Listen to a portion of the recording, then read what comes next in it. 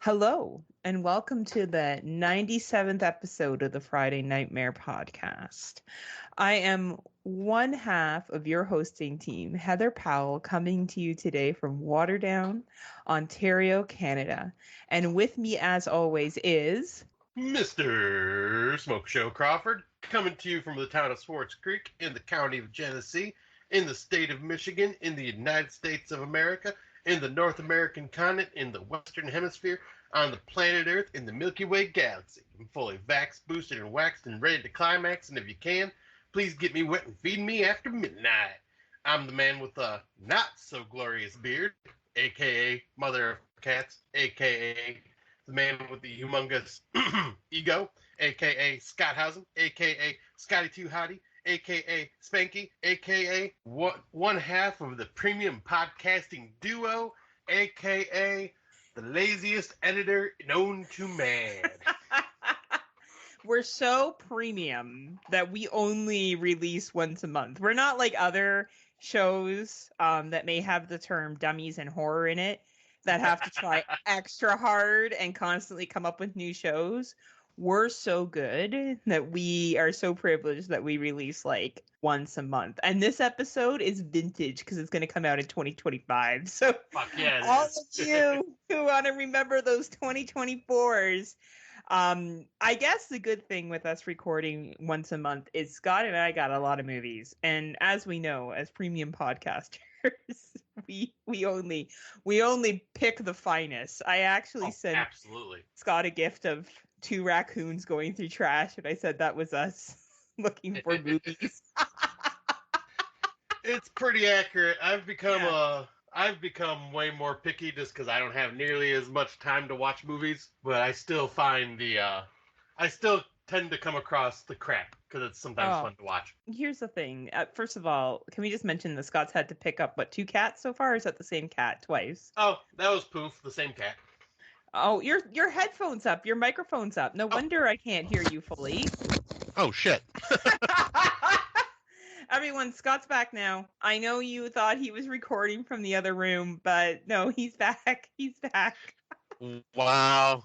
Look, we're so Should we start that back over, or could you hear it well enough? I could hear it. It just sounded like you were echoing, and I'm like, oh, that's weird. I wonder why he's echoing so much. And then I was like, oh, shit. It's your call. We're premium podcasters. If Tim Davis can run his podcast the way he does, we should be able to do whatever we want, right? Right.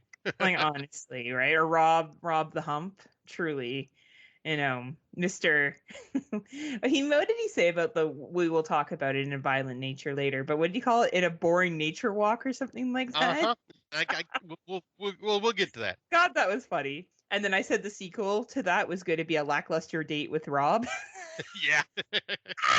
from my POV vision, of course, of me going on a date with Rob, which will be fucking fabulous. We'll do that at your wedding. That can be. I cannot wait. Hashtag. That's around the time the episode will come out, so it's good. It will be fresh in everybody's head when it happens. Exactly. Right. So I booked tickets. I'm hoping that Scott can come up with him and Erica can come up to the Paranormal Circus. Did you watch the video from the website? That looks interesting. Doesn't it look wild? Yeah. So it's an American, I think, thing, and they have a couple of the legs of the tours. So there's 3 tours. One's happening in Europe, one's happening in America, one's happening in Canada. So obviously I've invited Scott to the Canadian one where he doesn't have to check his guns at the door. So hopefully they'll be able to come up. I'm pretty kind of pumped for that. And in regards to horror, besides, we've been busy. I've been watching movies.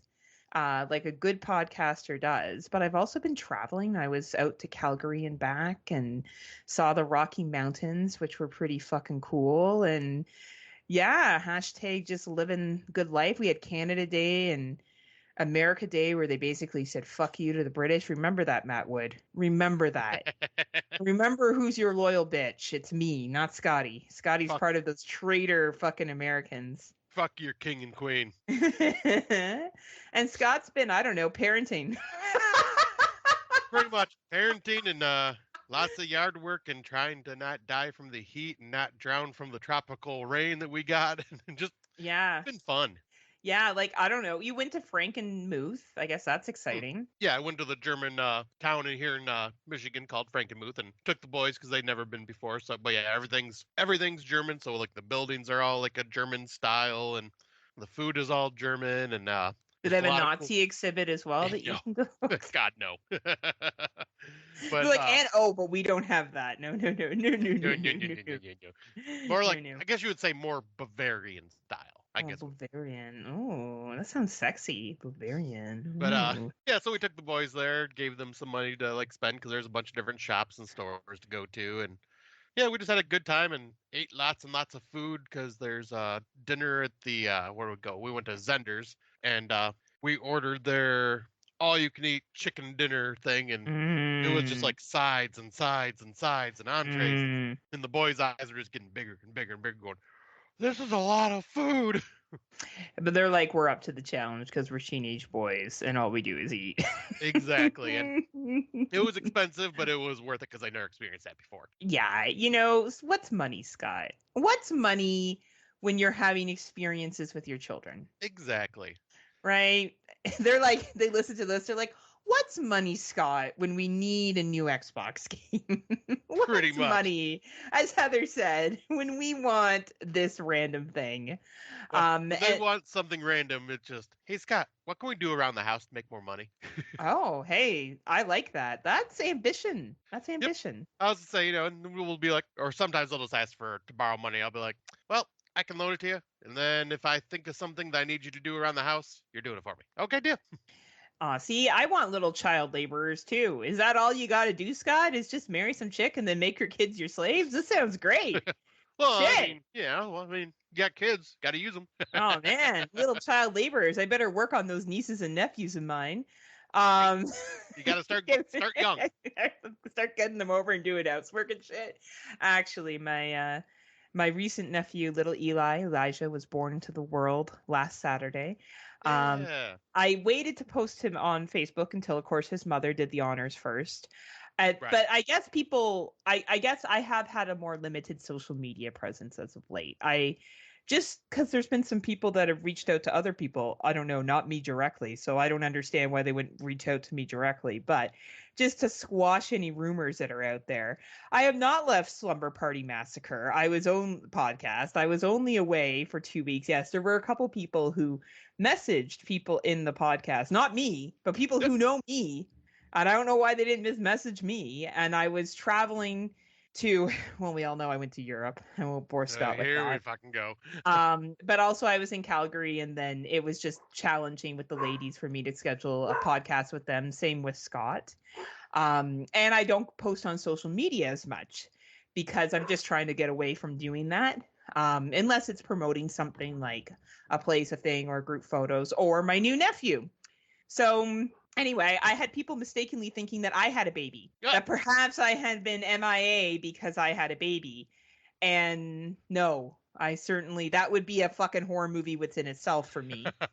I love children. I'm actually the guardian to several children in my life, and that's great, but I have no concern or need to have myself my own fucking baby. I No. want them pre-done like Scott got. Scott is like, oh, parenting's so easy. I can't wait till I see Erica again. And I'm like, hey, Erica, Scott thinks parenting's easy. And was it easy when the boys were 3 and how many years apart are they? 3 years or 4 years? 3 years, yep. Yeah, 3 and 6, Erica. Was that fucking easy? Did I? I never said. You're putting words You in my did. mouth. I You were never like, said easy. parenting's fun. Yeah, I said parenting is fun, not right. easy. You're Fun. right. Fun. My apologies. Fun. I'm gonna ask her the same question and ask how much fun it was when they were toddlers. And I think her response will be. I know, she'll be like, we don't talk about those dark times. But you did get the primo. Like, honestly, whatever fucking cheat code you used in life, and now you have 2 teenage boys that adore you and like think you're the coolest shit, which you are. Like, they're not wrong, but you've totally nailed it, Scott. You nailed it. And you get them to be little slaves for you around your house, little child laborers. Right? It's like it's a double-edged sword because now there's just no quiet time. But that's why I picked up gardening. No, quiet. Yeah, you have to go outside and hide in the garden to get quiet time. Exactly. It's my Oh my Zen time gosh. now. Oh my gosh. Well, hey, you know what? Worse things. You have again, nothing is more interesting than how much Scott's life has changed over the years. Nothing Yeah, in this shit, podcast. just 1 year. 1 year. Well, yeah, like it was starting to change, but definitely the moment you and Erica brought your lives together as one is when Yep. things really I'll got real. say, speaking of which, tomorrow will be exactly 1 year since they've moved in. Aww. Yeah. How you guys gonna celebrate? Probably just go to work and come home and be exhausted like always. Sounds perfect. Sounds like the best day ever.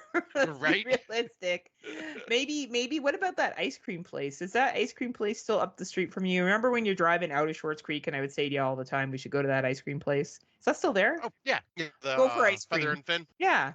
Yeah, because Jane's been wanting to go there. So, man, maybe we could. Yeah, there you go. Celebrate your 1 year with eating ice cream. Be like, Yeah. This is see? my life now.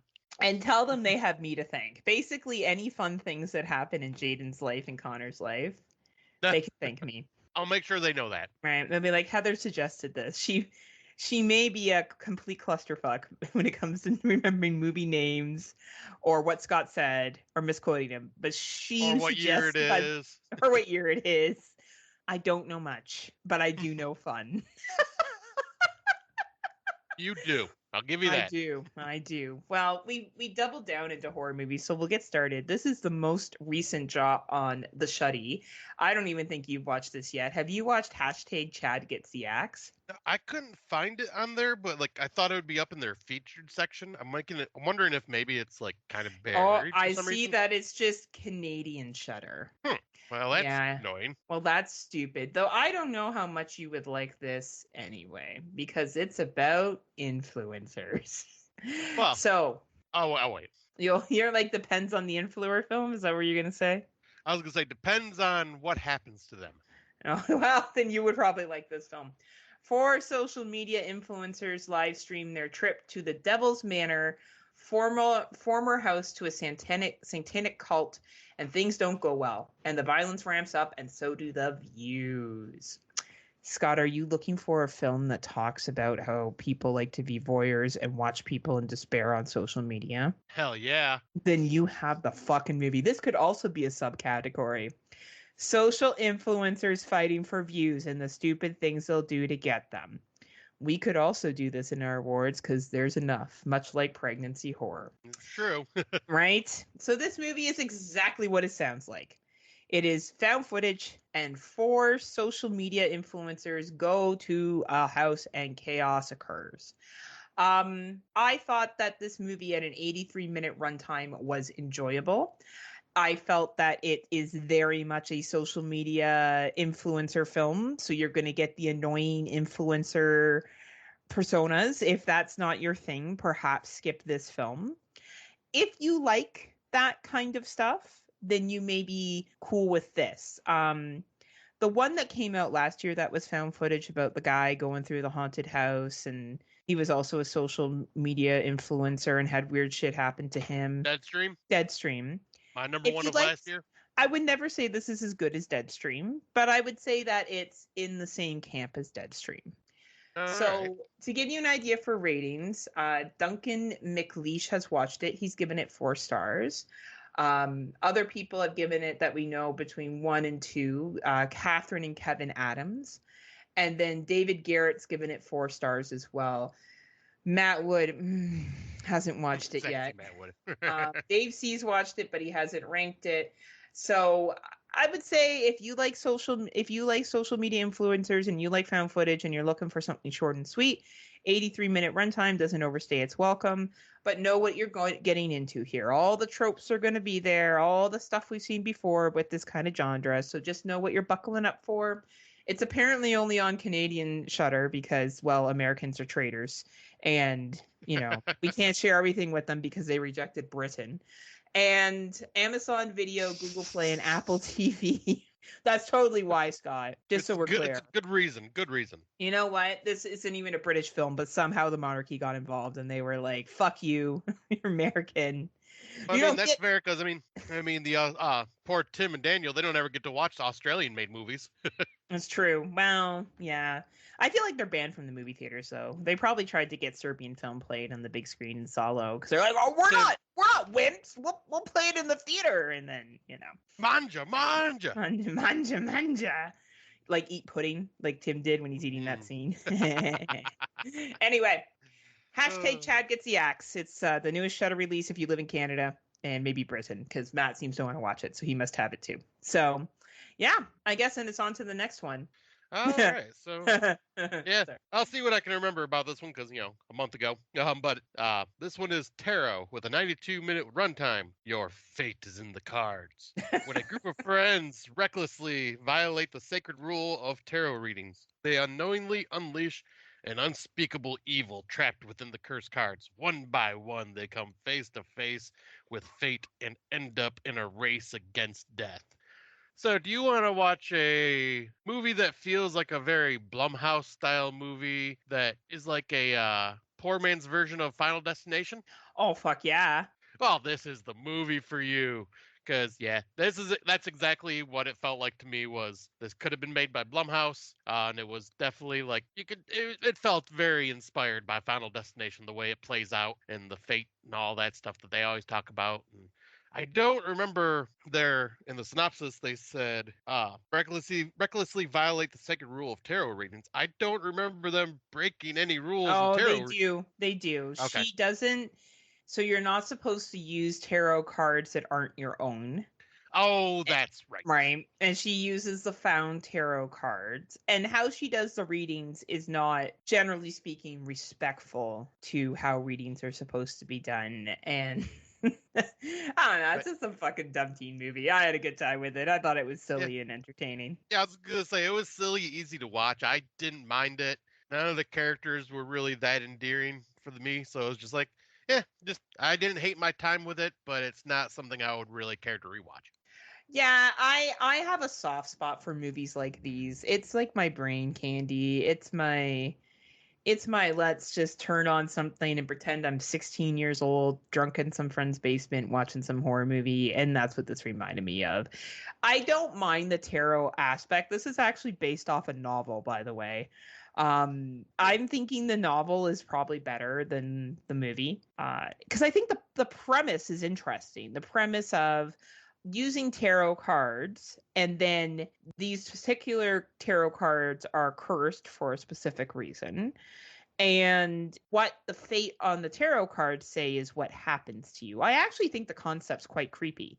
And I think if this movie just maybe paced itself a little bit differently, maybe took itself a little more seriously, it could have been really, really interesting. I know it's tough when you're dealing with a cursed object to be serious, but it can be done. Yeah. I think this was a middle of the road entertaining enough film. I don't know. I've seen so many films that are worse than this. This was, what line were we looking at here too? A 92-minute runtime. You know what I mean? Like in and out, wham bam, thank you, ma'am. You need to put something on that's just to like chill out to and not worry about. I think this is fine, right? Yeah. Like homesick and you're feeling sorry for yourself, put on tarot. You'll feel better that you didn't make the film. Like there's so many options here, right? So most people have given it a 2. Scott gave it a 3. Dave Bailey gave it a 2.5. Tim Davis gave it a 2. Rob the Hump gave it a 1. Kate gave it a half star. I probably sit at 2.5 to 3. I kind of was like, why not? Like if it was on TV, I'd probably sit on it if I had nothing else going on and watch it. It's easy to watch. I'll say it just kind of reminds me of like it gave me that 90s movie vibe. But and I did notice because but this one kind of surprised me. Tammy Taminator Turner gave it 4 stars out of 5. Tammy, we need to have you on the show because you definitely have different views than we do, and I'd love to hear it. But then again, we're also not shitting on this film. No, we don't do that. Like we're like, I don't know, it was entertaining. It was an entertaining film, so I can get someone saying 4 stars. All joking aside, I actually can.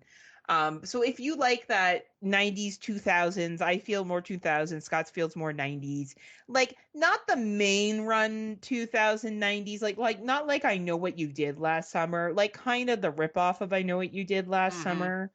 Like if you like that kind of shit, you'll like this. Yeah. You know, if you like the ones that were never as big as the other actual slashers but still existed, you'll have a good time with this. Like that video game one. The one where they like get wrapped into the video game in the 2000s. I can't remember what it's fucking called. Oh, was it called Stay Alive? Yeah, Stay Alive. If you like Stay I've never Alive, watched that, but I know about it. oh, you should. It's fun. Yeah, it's one that I It's want to like this. Yeah, say it's one I want to add to my list at some point. Yeah, it's like this. Honestly, it's like the earlier version of this kind of movie, right? So Tarot is available on Apple TV, Google Play, Amazon, Microsoft Store, YouTube. If you like what we talked about, rent it. If that's not your thing, then don't fucking rent it. It's not going to make a difference. It's probably not going to end up on your end of your list unless you really like those types of movies. Yeah, that would be my thought. Exactly. Right? Now, I have the premium film. Yes, you do. Yes, I do. So we all know from my love of Winnie the Pooh, Blood and Honey. And for those that you don't like it, you can go fuck off because it's some of the best masterpieces that horror have to offer today. I don't know who would not like a killer Pooh Bear that's angry. It's the best. It's the best. So along came Mary Had a Little Lamb, also made in Britain, just so we're clear. Here we go. I know. You know, Scott, Matt Wood's from Britain. Oh, I thought you were going to say, I know. You know Matt Wood's from Britain, right? Uh-huh. He's in this movie. He played the lamb. Anyway. And they didn't need to do any kind of makeup or anything. That's just how Matt looks. Wow. How Matt's going to look when he comes after me. I would deserve it too. So you would. Its fleece was red as blood. His tagline. I know. For the love of God. I know. A radio host and her crew sets out to discover the truth behind some disappearances for a true crime show. They will soon learn that there's far more to discover when they meet Mary and her lamb. Yes, Mary and her lamb. Who will make it out alive of this house of horrors? I will tell you right now, I was fucking here for this movie. I thought it was great. So Danielle Scott's in this movie. She has also been in such classic as The Curse of Humpty Dumpty's, Freddy's Fridays, Cinderella's Curse, Tooth Fairy, Drill to Kill. Yes, that's right. Monsternado. So as you can see, she's been in some very, very fine films. I really, really liked this movie. I thought it was a lot of fucking fun. The main chick is from the Nutcracker Massacre, as well as Kill Your Lover and the Easter Bunny Massacre and the Cult of Humpty Dumpty. I like these films. They're so silly, okay? The special effects are practical. So if you like practical special effects, this movie's for you. You have the typical setup. This radio show host is trying to keep things spicy. They go through the woods, they meet this woman, and things kind of go downhill from there. There's some good kills in it. There's a lot of off-screen kills, but not bad aftermaths of the bodies. I liked it. I thought it was fun. It's low budget, but it's not so low budget that it, didn't use its budget well. But go in expecting what it is here. It's a lamb that murders people. All right. It's a lamb that murders people and a crazy lady named Mary. If you go in expecting that and like a very narcissist podcast host like Scott and I, then it's basically me. And Scott is there coming along as I try to do something to save Friday Nightmares. And I'm going, do I have to add it? Yeah. And then I send the lamb after you. So Scott says that he's going to watch it, right? I do want to watch this now. But oh my God, this needs to happen now. Mary Had a Little Lamb meets A24's Lamb. Do it. Make it a thing. Make it a thing, A24. They're like, oh, that sounds like that's beneath us. There's not enough social messages in it. So this is available on Apple TV, Google Play US and Canada, as well as YouTube, as well as Tubi. That's right, folks. The shit's on Tubi. So you have no reason not to watch this masterpiece that is Mary Had a Little Lamb. If you like Winnie the Pooh and you liked Curse of Humpty Dumpty or Easter Bunny Massacre or any of that other shit, you'll like this. It's fun. Like, go in here knowing the expectations of what it's going to be and just ride with it and just have a good time and choose joy. Rob, Tim, joy, and enjoy the Mary Had a Little Lamb. and, going from one masterpiece onto the next. Absolutely. That's what we do here. A most atrocious thing. With a runtime of 75 minutes. Hang on for dear life. Oh dear, a weekend getaway becomes deadly when bad blood turns a group of friends against each other. This is definitely one of those low budget, it's so bad it's good, but it's one of those where they know they're making a so bad it's good type Mm-hmm. movie. But yeah, it's about a bunch of people that go to a cabin in the woods and end up accidentally eating tainted deer meat that turns them into cannibal zombie type Mm-hmm. people. And it's super low budget. The effects are cheesy, but I mean, it was fun. Mm-hmm. I kind of bashed it, but at the same time, like I found it fun. It's like only a 5 out of 10 for me, but it's just low budget, something silly, had me laughing at some of the points. And I know Heather definitely liked it a little more than I did. 100%. I thought that it was well made. I think when a movie like this, you're kind of looking at something that's a little more it's low budget, right? And they're Yeah. working within the budget that they have. So I would say if you enjoy low budget films, like someone like Jason Gray would appreciate this, right? Dave Bailey as well. I wouldn't recommend this to the average horror fan, and I don't mean that again in a disrespectful way. I just mean that it's something that's an acquired taste, right? Like you really do like when someone says to me low budget and then I watch it and I'm like, this isn't low budget. This is Yeah. Asylum. They had a budget. Like that's not actually low budget. A low budget is like I took my camcorder with 5 of my friends and I made a movie. Yeah. Like, you know what I mean? Everyone has a term of low budget. I would say check it out. I think it's available for rent. Yeah, Where did we see here? Yep, it's available to rent on Amazon, Apple TV, Vudu, Google Play, and Amazon Video. So yes. So I don't know if what Scott and I said makes sense to you, then rent it. If not, skip it. What do you think? Yeah, I was gonna say, yeah, that's definitely accurate. And I will give Matt Wood gave it a whole whopping 2 stars. His review. Unfunny, crazed deer zombie flick made by stoners for stoners. It had some good ideas, but ultimately it was quite boring. If you do watch this, take some mushrooms. 4 deer meat induced vomiting out of 10. Oh, Matt. I do love his Right. reviews. Right. His reviews are sometimes more better than the movie. 100%. Right. So our next movie is one of the most recent Netflix releases. It is called Under Paris. Oh, wait. Oh, right? No? Yeah. Oh, yours must be different list than mine, because Oh, I was looking at Letterboxd. That's why. Sorry, my bad. I saw the TV glow. yeah, this one is one you watched. I have not seen. Oh, yes. I saw the TV glow. Let me go back to I saw the TV glow.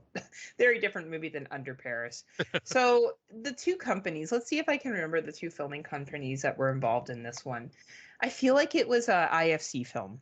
I think it was A24. Or was it A24? Let me see. do a quick Google.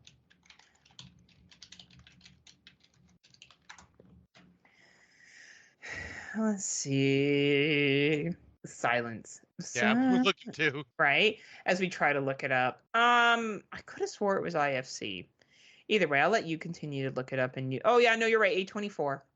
So yes, it's an A24 film. So I feel like whenever you watch an A24 film, you know you're walking into something that has a strong social message. Always. And this movie is written about a transgendered person's journey. Now, it's not a transgender person in the movie, but it's very much a metaphor for it. And that's not a spoiler because I think that, you would have to watch the movie to get what that means. This movie is not something that you can put on and lightly watch casually. This is a movie that you need to put on, focus in on, and watch the entire thing through. It is extremely well made. I did enjoy the journeys that the characters go through in this.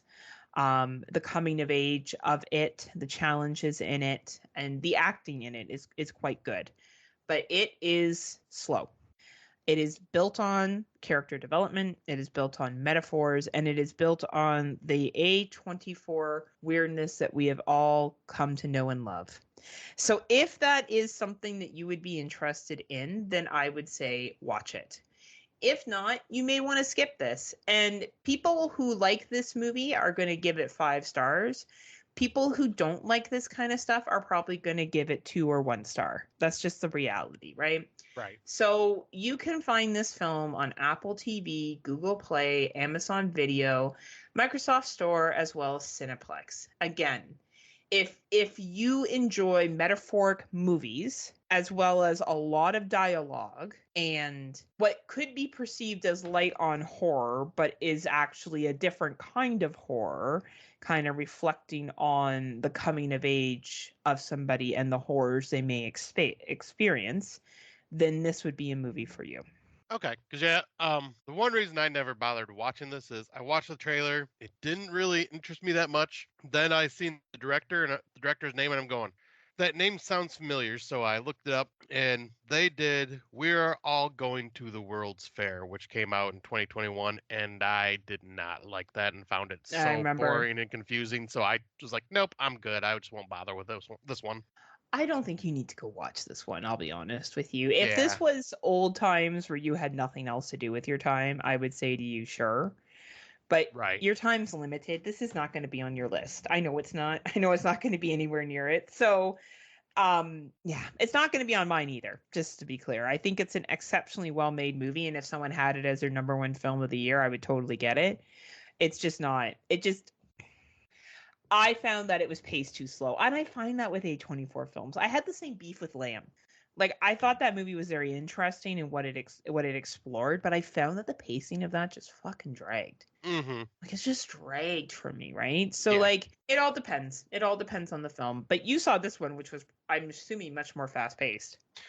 It had its moments. It still was pretty slow, too, but Really? Yeah, the next one, Okay. Yeah. The next one that I'll talk about, Eric and I watched this a while ago, but it's Alex Garland's newest film, Civil War. 109-minute runtime. Welcome to the front line. In the near future, a group of war journalists attempt to survive while reporting the truth as the United States stands on the brink of civil war. And yeah, like most people would not call this horror, but this is our reality damn near where it's at now. And yeah, that's just fucking terrifying. I could, especially with what has just happened over the weekend. I'm not going to get into it right now, but with the assassination attempt, yeah, this is going to be this could be our future. Yay! No, it's a good thing you live close to the border and you can come to my place for asylum. Exactly. Or is it asylum or whatever it's called? Sanctuary. A sanctuary, yeah. Yes, thankfully, because this hit home a little where I'm going. I'll sponsor you guys if needed. Okay, thank you, appreciate it. Yeah. But yeah, this was a really well done movie, but yeah, it definitely kind of got under my skin a little bit. With there's like one character that these characters get pulled over, and I'll just say this line, but it's in the trailer too. But they're like, "We're Americans," and he goes, "What kind of American?" I'm like, "Oh, yeah, that's where we're at now." But yeah, like Alex Garland films, it's well directed, well acted, beautifully shot.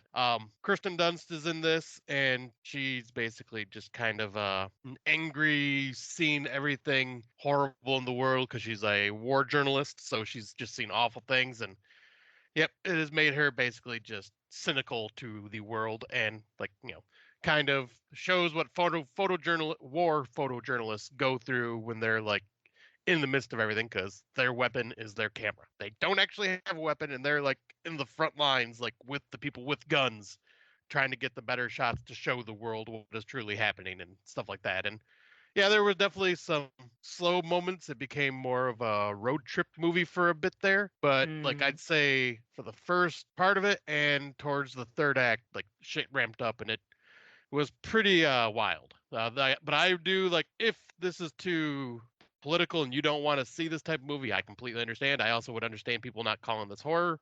But to me, I found this to be a very fascinating, well-done movie that also got under my skin. Excellent. That's a good way to break it down. Yeah, and this is available to rent on Apple TV, Google Play, Vudu, Amazon Video, and YouTube.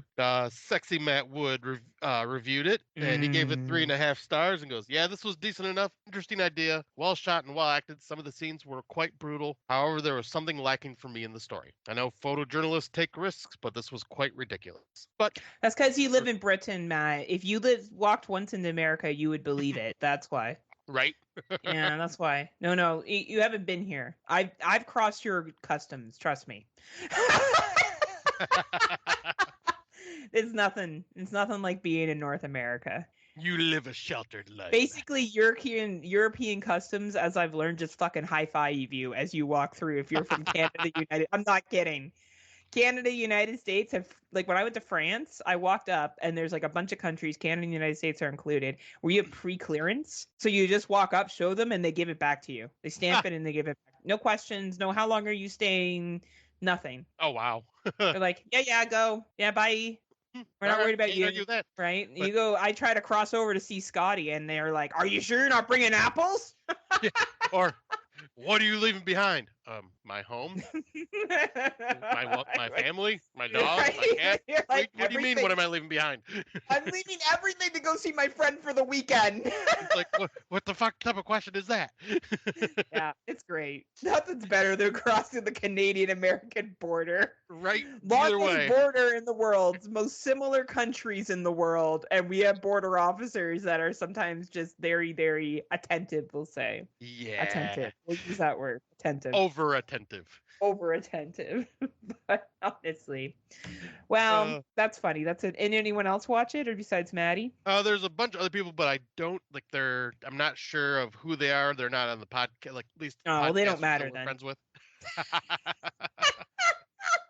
Fuck them, we don't care what they think. You're Yeah. not a premium podcaster, we're not interested in your opinion. Well, you don't have 100 downloads or less? What? Fuck, who are you? Yeah, you Actually, the nobody. less downloads you have, the more premium you are, That's right? what I'm saying. Oh. You don't have 100 or less? You're nobody. That's really funny. Is it available for? It was in the theaters, wasn't it? Yeah, but it was a So- theatrical okay, watch, but okay. then it's available to rent. I had said that earlier. Oh, did you? Okay, I wasn't sure if it was a theater watch or not. No, it was this in one. the theaters. No, last time I went to the theater before what I'll talk about later was Oh, Thanksgiving. okay. Oh, okay. No, okay. Okay, but it wasn't. It was. It was. Yeah, it was a theatrical movie. Okay. I lose track sometimes. Sometimes movies get released and I don't know they get released because they get like a release for 5 minutes and then they're like out of theaters again or they're in there forever. It's weird. Yeah, I Weird. try to keep up with that as much as I can, but it gets tough. It does, right? Well, this next one is the opposite of what Scott talked about. It's about marijuana and grow farms. This is called Trim Season. I still want to see this one, damn it. Yeah. So, if you're looking for something different, this is different. If anyone's like, I'm tired of the same old fucking horror tropes, this is different. A group of young people go to remote marijuana farm where they hope to make some quick cash, but they discover the location's dark secret and now must try to escape the mountain on which they are trapped. Matt Wood also watched this movie. He gave it 3 stars. I'm not going to read his review because it's kind of spoiler, so I'm not going to do that.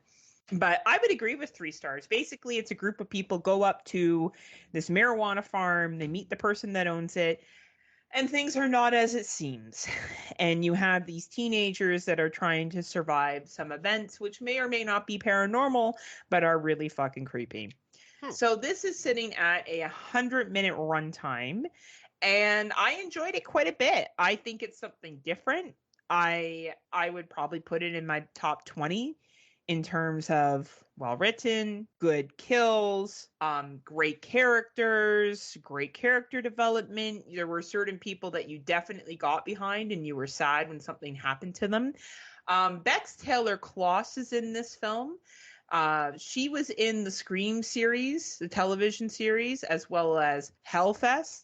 She was in that movie as well. So, and I think Alex Esso is in this too. Yes, Alice Esso is in this movie as well. And so, she's from Starry Eyes and a lot of those good horror films. And one of your favorites, I can't remember the name of it, but it was where she met up with the old woman that was lonely and they were playing like the dating board game and stuff like that, whatever movie that was way back. Oh, shit. Like a couple years back. Yeah, but I remember you loved that one. Yeah, shit, that was a long time ago. That's, wow. Yeah. No, she's great. She's really, was that Death in Me? No, something else. But she was also in Death in Me. But yeah, she's great. Oh, Homewrecker. Yes, Homewrecker. That's what it was. Yeah, that was really funny. That was fucking hilarious. Oh, Homewrecker. Anyway, I forgot about that one. But yeah, this is a good movie. If you're looking for something different, I would say any horror fan could enjoy this. I think some people might be like, oh, it was good, but not love it, and some people might love it. It is available on Vudu, Google Play, YouTube, Spectrum On Demand, and Amazon Video. I would say if you're looking for some 2024s to watch, this is one that I recommend that you check out, and it is called Trim Season. Hell yeah. Yep, this is one that I plan on watching very soon, just because it sounds up my alley. Booyah, it does. And yeah, speaking of up my alley, here's one that we can all talk about, and I'm sure agree with a bit. This is the Netflix original Under Paris. Scott, you know I've been to Paris, right? Oh, for fuck's sakes, here we go. Let me get through the synopsis before we get I was on the bridges.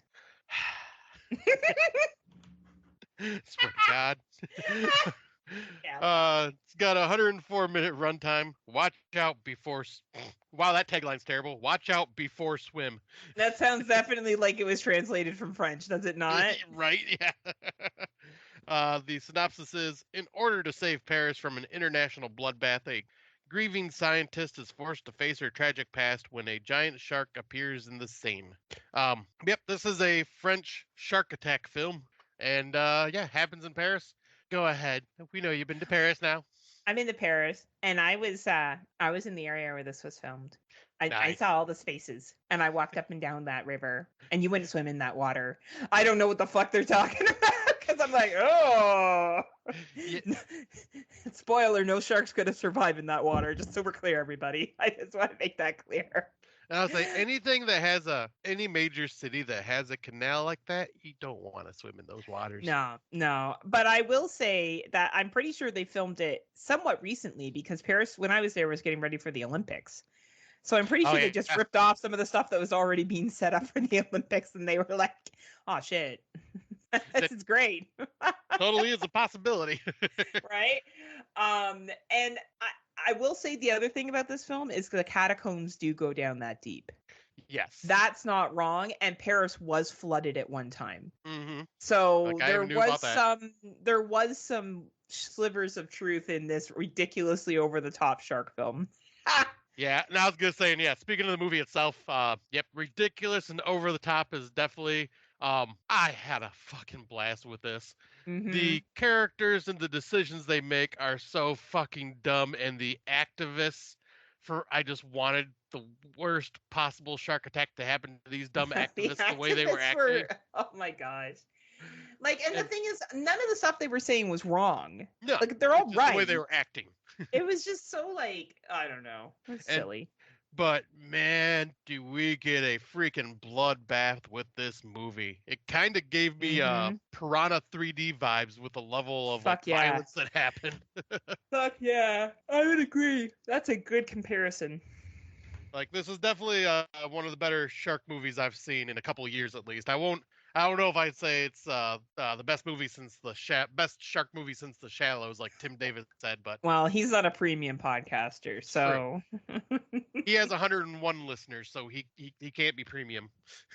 No, they have too many listeners. They're not premium when you have a Patreon. Exactly, they have a Patreon. That's saying something right there. But no, right. I had a blast with this, and it's on Netflix. I recommend just checking this out if you like shark films, because this one is definitely a lot of fun. Yeah, this is a great summertime, turn off your brain, enjoy kind of film. I would say one of the best shark films in a while is A Low Bar, even to say after The Shallows. True. You know what I mean? Like, I feel like we went through a stage there where there was some excellent ones, and then, you know, we got silly. This kind of reminds me of more in the field of the Meg. It really doesn't take itself that seriously. And it has lots of different ridiculous scientific explanations and big words and other shit that's thrown in. But you know what? I was fucking here for it. And the third act, chef's kiss. Like, I loved that ending. I rewatched it just to watch it for another time because I thought it was so well done. I did feel like there was an environmental message here at the end. Oh, definitely. And I'm here for it, to be honest. I thought it was pretty legit. And at 104-minute runtime and on a Netflix, if you're paying for Netflix anyway, I would say watch it. You're not going to regret it. You don't even have to be a big horror fan. Well, unless you're Rob Humphreys, who gave it 1 star. He obviously regrets it. He was not a fan from what I remember. I don't know. I think when you go into a movie like this, Robert, you need to just like not take it seriously. This isn't a movie that I walk into thinking I'm going to have like a serious film. And this is the guy that liked Ouija Shark. Oh, I didn't know he liked Ouija Shark. Oh yeah, that's how him and I started bonding. We both had a soft spot for that dumb movie. I guess, though, in all fairness, that had no budget. This had a Yeah, budget. So for him true. to shit on this one, I can at least get that.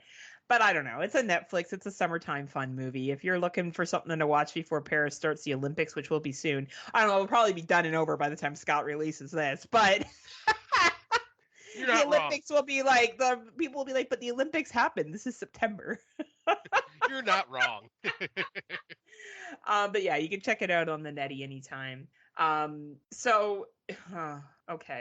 Oh yeah. Okay. So, okay. So the movie is that we're talking about is The Strangers, Chapter 1. Anyway, so on to the next film. All right. The Strangers, Chapter 1. They don't need a reason. No, they don't. And you don't. You don't need a reason to make this movie, apparently, either. Right. After their car breaks down in an eerie small town, a young couple are forced to spend the night in a remote cabin. Panic ensures as they are terrorized by three masked strangers who strike with no mercy and seemingly no motive. So I can appreciate that they got Madeline Petchar. Is that how you say it? Petchar? Redhead. She was in Polaroid, which actually was a really good movie. Polaroid was great. She was in Sightless, which was also a good movie, but she's also been in Riverdale. Yeah, she was kind of annoying. Not a bad actress. And then her boyfriend was also equally annoying.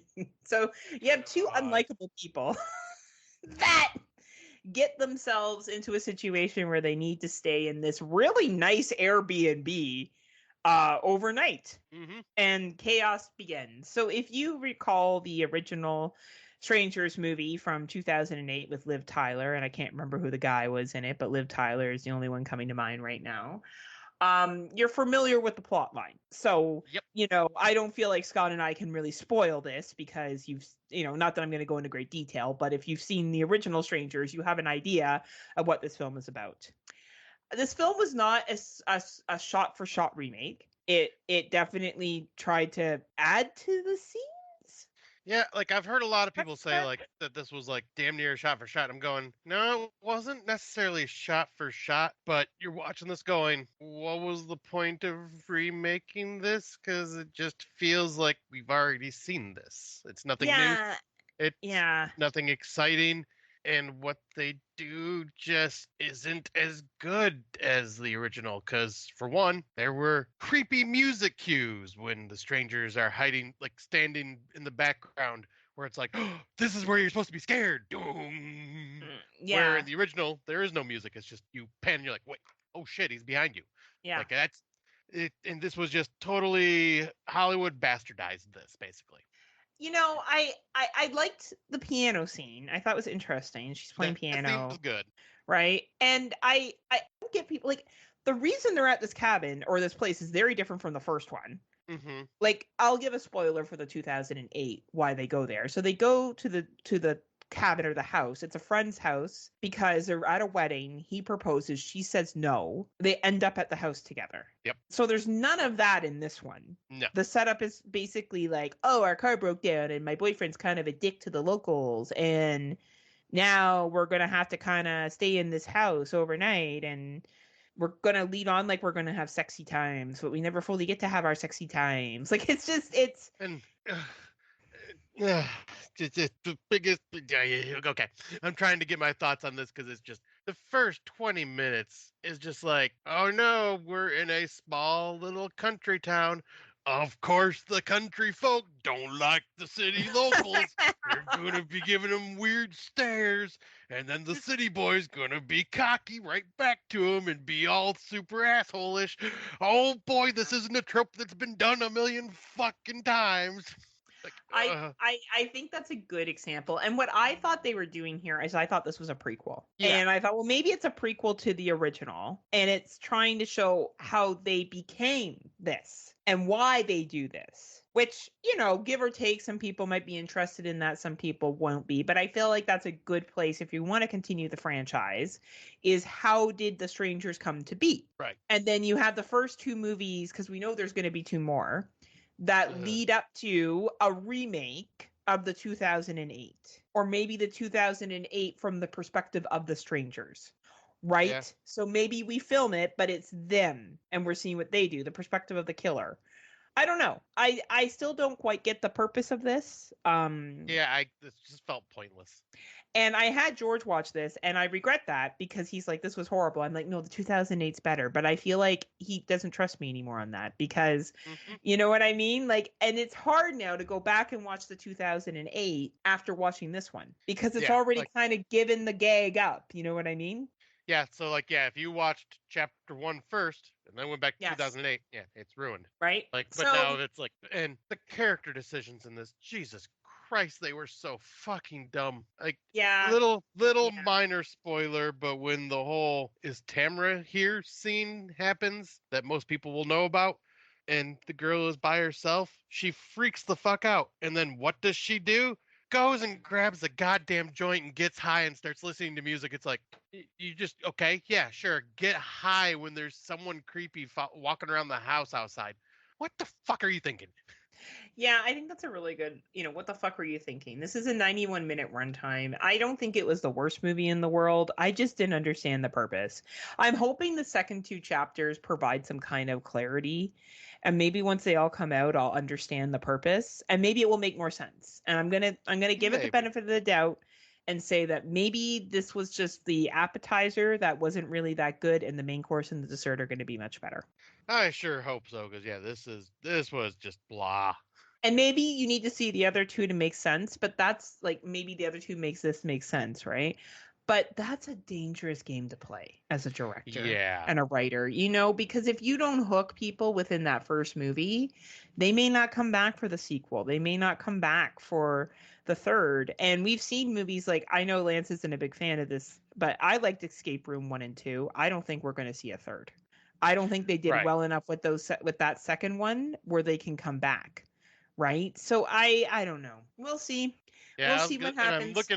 I'm looking up the budget of it right now because I'm kind of curious. The budget was $8.5 million, and the box office is what I'm looking up now to kind of compare to see how it did. It grossed $35.2 million out of the $8.5 million budget. So I was wondering if part 2 and 3 would go straight to VOD because it did poorly, but it sounds like it did well enough in theaters to go. The other ones go to the theater, so. And I feel like some people will still put it out in theaters. Like, they'll still be like, no, this will be better. You're right. Right. So, yeah, I guess we can just move on to the next. Oh, and it's available on VOD. YouTube, Microsoft Store, Cineplex in Canada. It's basically Amazon. Anywhere you want to rent it, you can rent it. Apple, iTunes, Apple Store, or whatever. So the next one is Killer Body Count. So this is a Tubi original. So it's on Tubi. So it's free. Tubi. Mistaken for a sex addict by her devout father, Cammy is sent to an isolated rehab center. But when a killer begins to hunt the teens, Cammy realizes that her survival and her independence are intertwined in ways she could never imagine. This is a fun little slasher. It's, you're looking at a bunch of teenagers. They're at this camp for people that are sex addicts, which none of them are really sex addicts. They're just young people who... They're teenagers. Want to fuck. There are sex scenes in this, but they're all very, very like PG-ish. You're not, which is fine. Like, it's not something that necessarily takes 0 out of 10. Not going to waste my time now. Right. Well, that's true. If you're like, I need to see that, then you will definitely be disappointed. But I found that the acting was good. I thought the plot moved quickly. I thought that there was enough little red herrings of what the deal was, but at the same time, you still could kind of figure shit out. The parents are all kind of assholes. There's a social message, but it's not really that hard hitting at all one bit. This is good for Tubi. If you're looking for a slasher that's entertaining, free, and young people being young, dumb teenagers, you'll like this shit. It's called Killer Body Count on the Tubi. Check it out. All right. Yeah, that's one I still planned on watching. I just hadn't got around to it yet. It's fun. You should watch it. It's a fun little film. Now, speaking of fun little film. Oh, fuck yeah. Let me pull the synopsis up. We're talking about Winnie the Pooh, Blood and Honey 2. Fuck yeah, we are. Got a 93-minute runtime. The tagline: "Friends will gather to take revenge." The synopsis is: 5 months following the murders, Christopher Robin tries to return to his regular life while dealing with his PTSD. Deep within the 100-acre wood, a destructive rage grows as Winnie the Pooh, Piglet, Owl, and Tigger find their home and their lives endangered after their existence is revealed. So if you were a fan of Blood and Honey, the first Winnie the Pooh, Fuck yeah. you definitely need to watch this. This has a much larger budget. The effects are so much better. The gore is fucking awesome. Some great kills. And the addition of Owl and Tigger just add to this ensemble, and Tigger is very mean and vicious and has one-liners that when he spoke them, I went, "Hey, that's Jackie Earl. That sounds like Jackie Earl Haley from the Nightmare on Elm Street remake, playing as Freddy Krueger," because that's what he reminded me of. Right? I would agree. I don't think it was him, though. No, it wasn't. No. It just sounded like him. I'm like, hey, that sounds like him a lot, especially with the lines like saying bitch and shit like that. But yeah, this was a fucking blast. They actually built up on the story even more. They tied into the Pooniverse. At the end, they give you some nice little teases of what's to come. So I cannot wait for all these movies that are coming out with like Bambi and Peter Pan and what was the other one? Pinocchio. So I am here for this Pooniverse thing, and I cannot wait to see where it goes. This movie was just a blast. I think I gave it an 8 out of 10. Well, we know how I feel about Winnie the Pooh, the original, so the OG, which I love, and I love the campiness of that one too. I think the campiness is a lot of fun. You never forget where you came from. I thought this film was what I fucking thought it would be going into it. I did enjoy the original more, but I feel like that's just me. I liked the first one. I always love that ending scene in the first one. I think it's so fucking powerful. But I loved this, and I loved how Owl looked. I thought Owl was fucking creepy as shit, and I loved like Piglet and Pooh and all the fucking standoffs they had. And I know they got a new actor for Christopher Robin, but it didn't really fucking matter. It's fine that it wasn't the guy from the first one. It really was a didn't new matter. actor? See, you didn't even notice, right? Yeah, I did not. Yeah. So I thought that it flowed really well, and I liked that Christopher Robin like kind of fucking stood up for himself and fought back kind of thing. I loved it. It's fun. Like I think this is a fun fucking film, and the carnage was great. The special effects are great. I am here for the Pooh universe. I was a Pooh follower before it was cool to be a Pooh follower. Same. I stand by Winnie the Pooh. You and I stood by it. We were stood by Blood and Honey. From the beginning. Right, we did. All right. So yep, and we're getting this is paying off in dividends for us because this was just a blast, and they've already announced Winnie the Pooh Blood and Honey 3, and I think that's where it's going to be like everything starts to assemble with all the other people in the universe. And I can't wait. I can't wait for it. This shit's on Amazon, and it was also filmed in England, where I've been. Of course, you had to add that in there. Actually, Matt and I made this movie. I played Owl. Matt played Pooh Bear. I did love Matt Wood's review. I know. His reviews are the best. You want to read it? Yeah, he said pretty much the same as the first, but with a bigger budget. Some decent kills, but the story was a bit shit, and it was located in England, which made it all a bit weird. And who the fuck goes to a rave dressed like that? Let me know. Me, I go like that. That's how I dress when I go to raves, Matt. So if this is worth it for you, I would say pay whatever money you want to rent it. If you like the first one and you like slashers and you know what you're walking into with Winnie the Pooh, then watch it. If you hated the first one, you probably shouldn't watch this. You're probably not going to all of a sudden like this movie. I'll say Tim Davis, I think, thought first one was like a 5 out of 10 mediocre, and he gave this one like a 7 out of 10. Like he really. But that's because he's been listening to premium podcasters like ourselves, and he's been learning, right? Like he's basically understands that he's an apprentice, and he's learned from our knowledge. He does have the male Australian version of you on his show, Luffy, who has been championing Blood and Honey since the beginning too. So That Luffy, he's a smart guy. and he does all the editing and he gets the shows out on time. It's impressive. Oh yeah, for sure. Like me, I just show up and I'm like, Daddy, make it happen. Make it happen. Come on, do it. Come on, Daddy. Well, another Tubi. Look at this. It's like you broke up with Tubi, and I'm all about the Tubi. Yeah, what the hell is going on with this shit? I gotta Fuck. talk with. I have to have a talk with this Tubi. Now, this is another social media movie, but I really liked this one. I like this more than hashtag Chad gets the axe. So this is called Clickbait Unfollowed. Social media can be killer. A group of influencers are invited to a house for a competition. Later, do they only realize the deadly consequences of the competition? So you already know when the setup happens here that there is going to be some fucked up shit that's going to happen. This is a low budget movie that didn't have tons of money to put into it.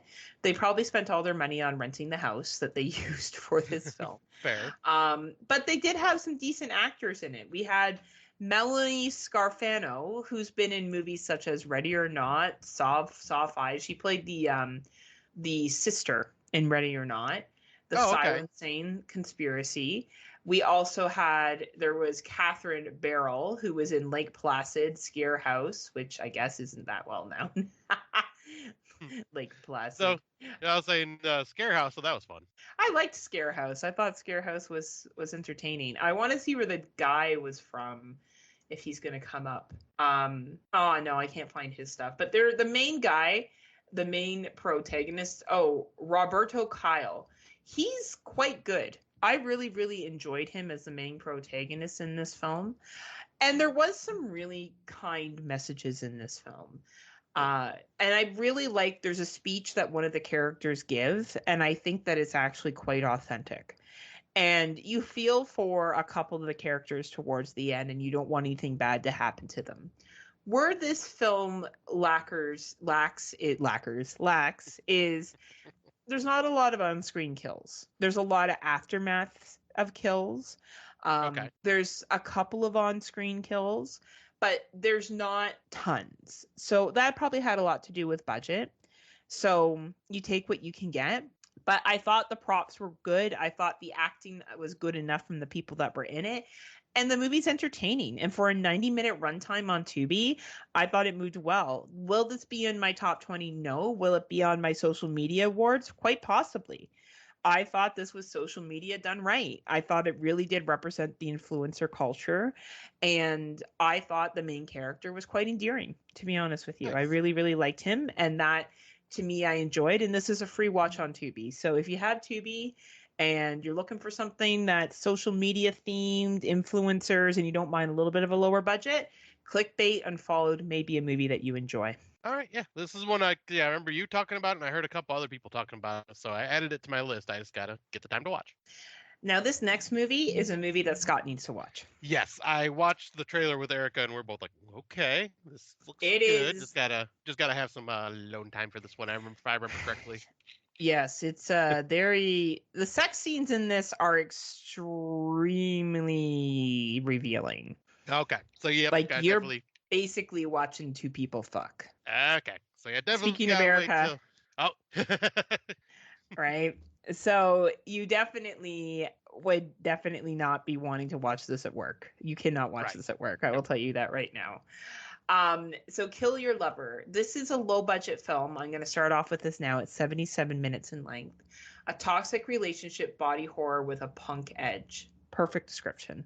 When Dakota tries to break off her toxic relationship with Axel, it starts transforming him into a monstrous creature.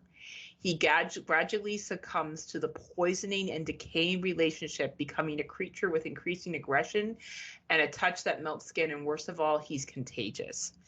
This movie will probably be in my top 5 of the year. Nice. I thought it spoke the Heather language. We're talking metaphors. We're talking, poisoning, someone being toxic relationships, how they poison.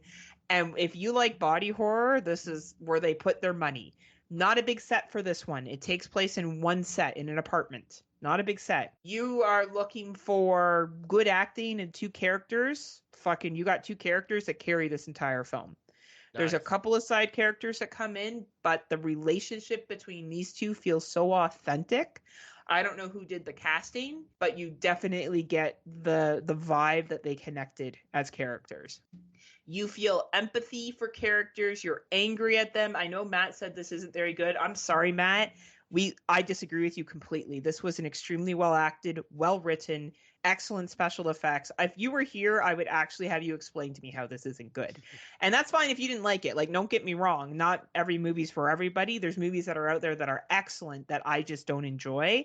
But this, Right. I am sorry, my friend, this is a good film. You may not have liked it, but this was made fucking well for what the budget they had and what they worked with and the plot line of it. It was excellent. May not be for everybody, and that's cool, but it's definitely a good movie. Now, he said that the main characters irritated him. That's fair. They're not affable for everybody. Stories about a toxic relationship, I could care less as the characters aren't likable. That's definitely a personal preference, which I respect. Yeah, I'd say, well, and that would make sense if you don't like the characters, you're Right. not going to be behind the relationship. I won't read the other part, but I think the toxicity physically appearing is explained. Okay. And I think if you're maybe been in a toxic relationship, perhaps Matt has never been in a toxic relationship. He seems very happily married. But I think for Scott and I, who have had our share of toxicity, we would get the metaphor pretty quickly on what they're trying to communicate. So that could Right. be something too. If you haven't had that experience, perhaps you may look at this movie through different eyes, which is a very fair statement. But yeah, I can't praise this movie enough. If you like this kind of stuff, if you like that metaphoric horror, if you like body horror and single location, you know what this reminds me of? We Need to Do Something. Nice. Right? Okay. So this reminds me very much of the setup of We Need to Do Something. Simple set, lower budget, but using its budget in a condensed area and focusing on relationships. Like, if you hated the characters and We Need to Do Something, you wouldn't like that movie. Right. You know what I mean? So I think this is very much going to depend on whether you like the characters or not.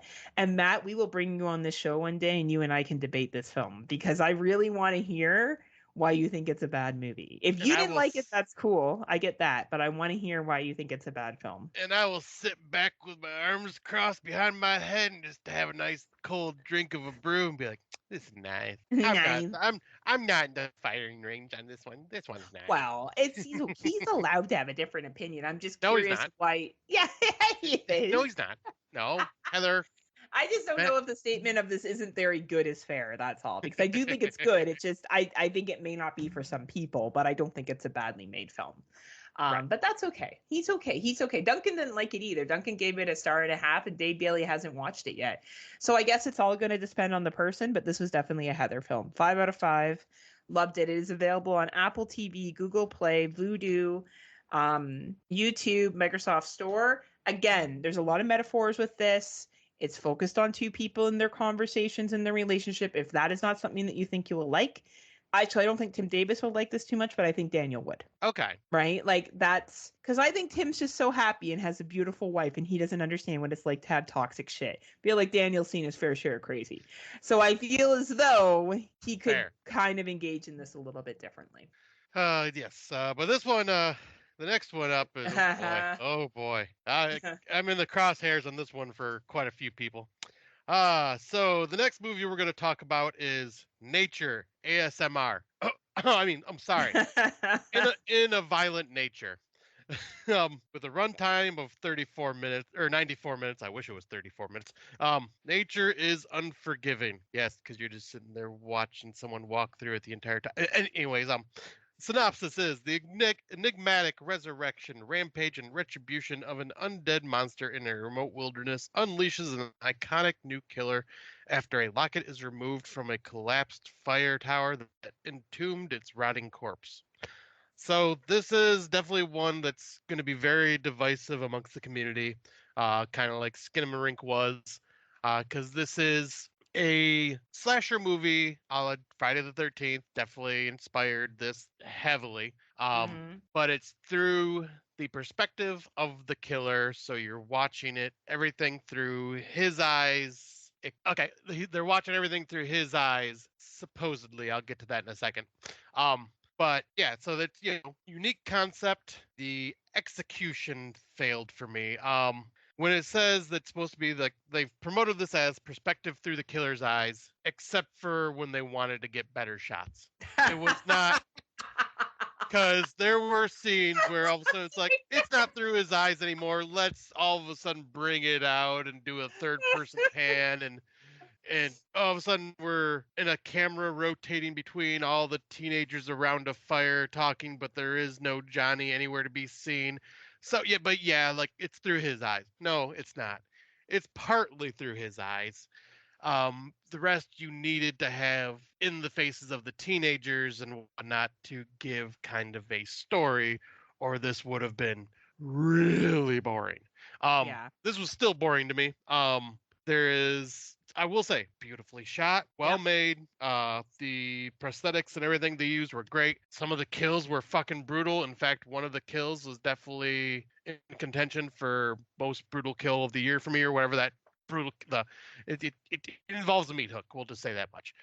Yeah. But yeah, this movie just did not work for me. Like, it was awesome kill, 15 minutes of nature ASMR. And everyone knows my take on ASMR. It is grating to me. If I wanted to listen to nature, I'd go fucking walk in nature. I would not watch a movie based on it. But then it'd be 15 minutes of nature, brutal kill. 15 minutes of nature, little bit of story. 15 more minutes of nature, brutal kill. And then 15 minutes of nature, third act, reveal events, then 10 minutes of a wasted ending to me that just made me go, really? This is how we're ending it?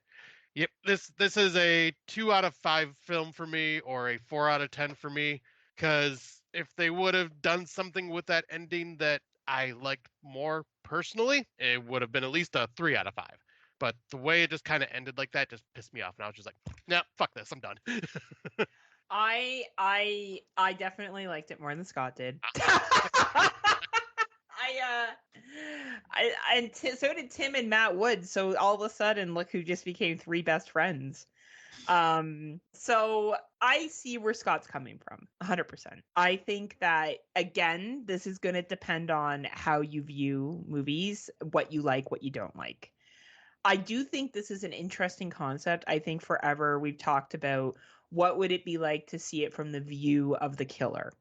And so because of that, you do see a lot of downtime or travel time, I guess you could say, commuting from one kill to the next. I thought that the uniqueness of it is what made it good. So I can get where people like Skinamarink because it was unique.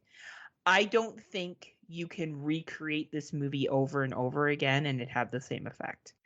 I think this is an approach that works for a one-time movie. Yes. And much like Skinamarink had its fans, I think In a Violent Nature has its fans. Will it be in my top 10? Quite possibly. It is right now. I thought the kills were exceptional, which I think everyone can agree on. There was some really good kills in this film. Mm-hmm. I got the ending. I understood the third act. I got there's a lot of metaphors at the end, which is fine. And it's filmed in Canada, so I have to like it. Of course. Ontario specifically. It was actually filmed in the place where I go hiking all the time a little bit, and I was trying to figure out what scene was filmed there, but I wasn't able to do it. It's a good movie. It's a good movie if you like a perspective from a killer, a lot of what would the killer do when they're not killing, and what is it? Yeah, but I agree with you. They switched the perspective. That is a very good point. Mm-hmm. It's just like you didn't follow your own rules. Yeah. Like I get where found footage does it to me. Yeah, and I think I can totally, like, your critique of this is 100% fair. I think it's a well-made film. I would say that they put, like, Skinamarink was, not as well-made, but it was creative. This is creative, and either this creativity is going to hit with you, or it's not going to hit with you. And for me, it hit. I enjoyed it. I enjoyed the kills. I enjoyed the concept, but I do think it's a one and done. I don't want to see another 25 films come out and try to be like this. God, if every slasher film comes out like trying to copy this, I'm done. I'm done with slashers. Yeah, like this is a one-time thing. I don't even see a sequel to this because I don't see how you can do something different unless you like, I don't know, you just, it builds on this specific character and what they do, and there'll be the set group of people that want to go out and watch that, and that's fine. But then it loses its individuality. And you Yes. loses its uniqueness, right? So I credit it. I think it's great. I think it's quite enjoyable, but I do understand that it's going to depend on what you like. Yep, 100%. Right. And I've been scrolling back. We talk a lot, so I've been scrolling back through our conversation trying to find when I was telling you about this movie when I was watching it, because and this is one of the things I said. I'd say it's at least worth checking out, but people say Lord of the Rings is a movie about walking. No, this movie is about fucking walking. That It's like is watching not wrong. Jason on his downtime walking to his next kill. That's exactly what it is. And that's, if you like that, you'll like this movie. Yeah, and Bottom if you line. like ASMR. Yeah, I didn't pick that up at first, but you're right. I guess it's trying to absorb you in the Oh yeah, it's atmosphere, right? trying to put you in his shoes, and you're like, you're Yeah. hearing the crunching of the leaves and stuff like that as he's walking through, and you hear the birds chirping, and you hear the wind rustling through the leaves. It is definitely nature ASMR. Now, trust me, I fucking love nature. I love being out in nature, but I'd rather be out in nature than watch a movie about it. Very legit. This is available for rent on Apple TV, Google Play, Vudu, Amazon Video, and sorry, YouTube. To say YouTube? Yeah, Apple Yes. TV. So I don't know. Take what we said here, take it or leave it. It's up to you. I enjoyed it. Scott did not enjoy it as much. Nope, as much as I bashed on it, I do have to say this is one that everybody that's especially trying to watch 2024s needs to watch, because this will either be in your top 10 or you will dislike it. But it's one of the divisive films of the year. This is my Skinamarink. It is your Skinamarink. Not mine yet, because I liked it. I'm with the cool kids. We'll see what happens, though. I don't know. I'm with the cool old man, Mr. Rob Humphreys himself. Now, that's true. You got Rob on your side. What did you call it? A boring nature walk. Yeah, boring nature walk. That's funny. That was really funny. Oh. Well, you got the next one, because I have not watched this one. And speaking of not funny, oh boy. The next one is The Coffee Table. 91-minute runtime. Jesus and Maria are a couple going through a difficult time in their relationship. Nevertheless, they have just become parents, and to shape their new life, they decide to buy a new coffee table, a decision that will change their existence. Yeah, that's basically like the first 5 minutes of the film. That synopsis right there. And yeah, oh boy. Trying to think of how to word this. Heavy? Tim Davis is the one that mentioned this for the first time. I'd seen like posters of it and stuff like that, but Tim was the first one to watch it that I had heard, and he was talking about, like, I think it's his #1 film of the year. Like, it's, but he says at the same time, it's like it fucked him up heavily to the point where he actually had a nightmare about this and things like that, of that nature. Oh my God, what a wimp. So I had a feeling going in what to expect, just because I know Tim pretty well. I won't say what it is, but this movie is fucking heavy. Very heavy. Yeah, this is one that's going to upset a lot of people, and one I cannot recommend to a lot of people because of the subject matter and the material of what is going on. I told you about it because I know, like, you can make the decision if it's something you'd want to watch. I tried to avoid spoiling it, but I just gave you a heads up, like, this is very fucking heavy. But it is very well made, very well acted, very uncomfortable and awkward, and just like, and the thing is, it is, I'd say, 80% dialogue. Like, it's a lot of talking that's going on, but it's so uncomfortable because you know what has gone on or what is going on, and it just makes it even worse. And yeah, this was one of those movies where, the one and only movie actually, where Erica said, "Nope, I'm out. I cannot deal with this topic," and wow, she walked out. So it's one that I cannot really truly recommend, but it is one that it's like, well, if you want a movie that gets under your skin and affects you, this is a watch for you for the 2024 movies, because this is my gut punch of the year. Oh, well, I believe you, not Tim. Tim's a wimp. He couldn't even get through Solo. Well, what even Bill Casanelli, he really even said, like, holy shit, this movie is fucked up. Okay, well, that says something too. Yeah, like this is a Thank you. very heavy film, and I'm trying to pull it up right now to but yeah, and it's a Spanish film, so it's also subtitled. But it's available to buy and rent on Amazon, Apple TV, Vudu, Google Play, and Amazon Video. And yeah, Tim gave it 5 out of 5 stars. Matt Wood gave it 3 out of 5. I think that's not Tim Walker. Who is it?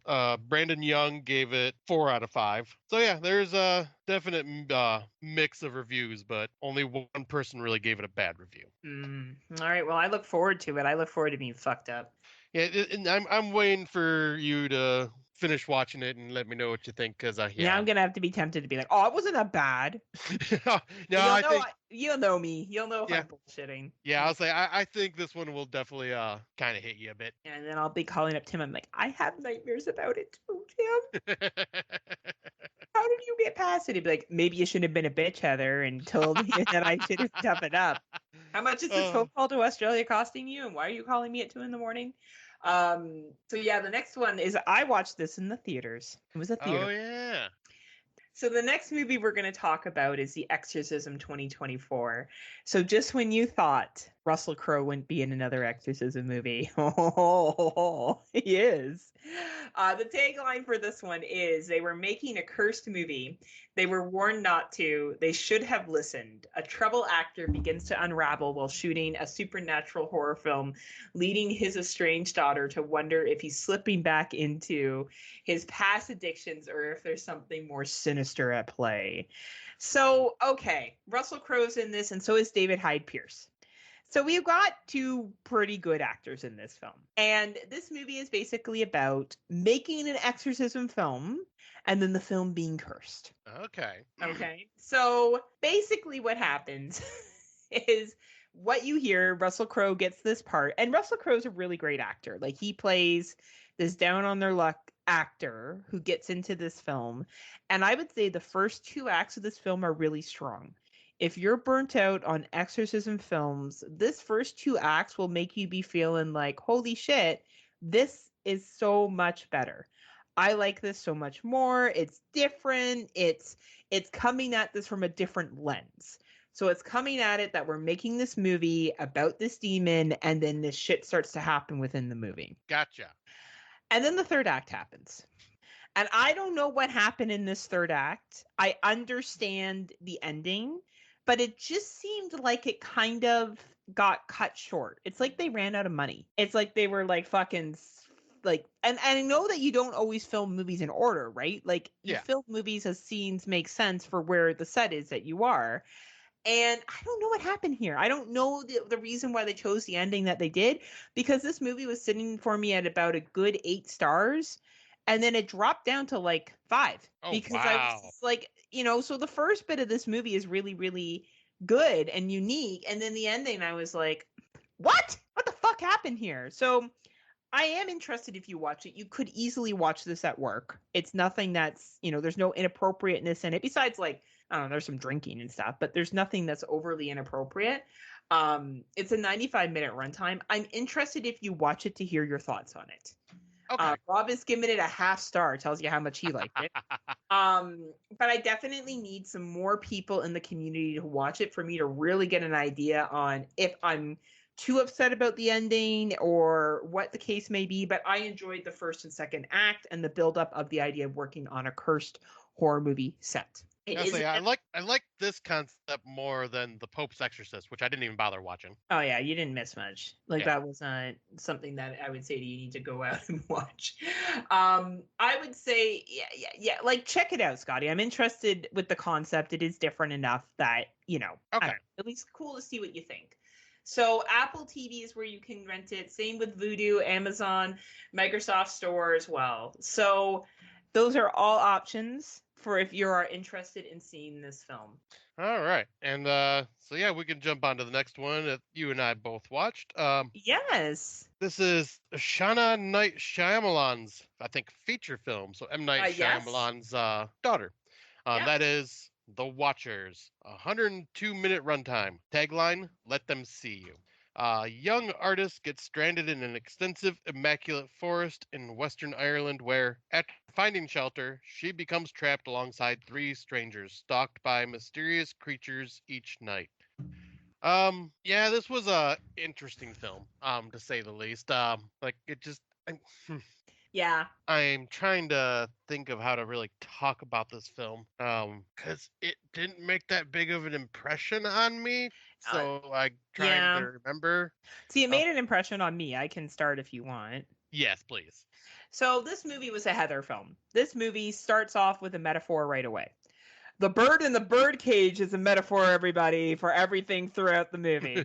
Yep, So that's true. I did enjoy the bird in the birdcage, the reference to reality television, the reference to being voyeurs, Yes. Okay. right?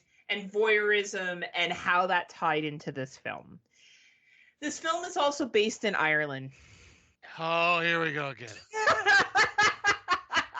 This is why she liked it. Now I know. Which I've been to. That's it.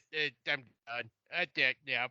And the watchers in this are fairies. That's not a spoiler, by the way. It's a folklore, and it's made pretty clear early on in the film. Mm-hmm. So, if you've ever watched any kind of Irish film, you know that fairies is a popular belief in the Irish culture, and that they're not nice fairies. This isn't fucking Tinkerbell. This is the opposite.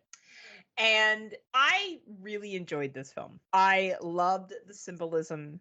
I loved the metaphors. I loved the reasoning. Oh, yes.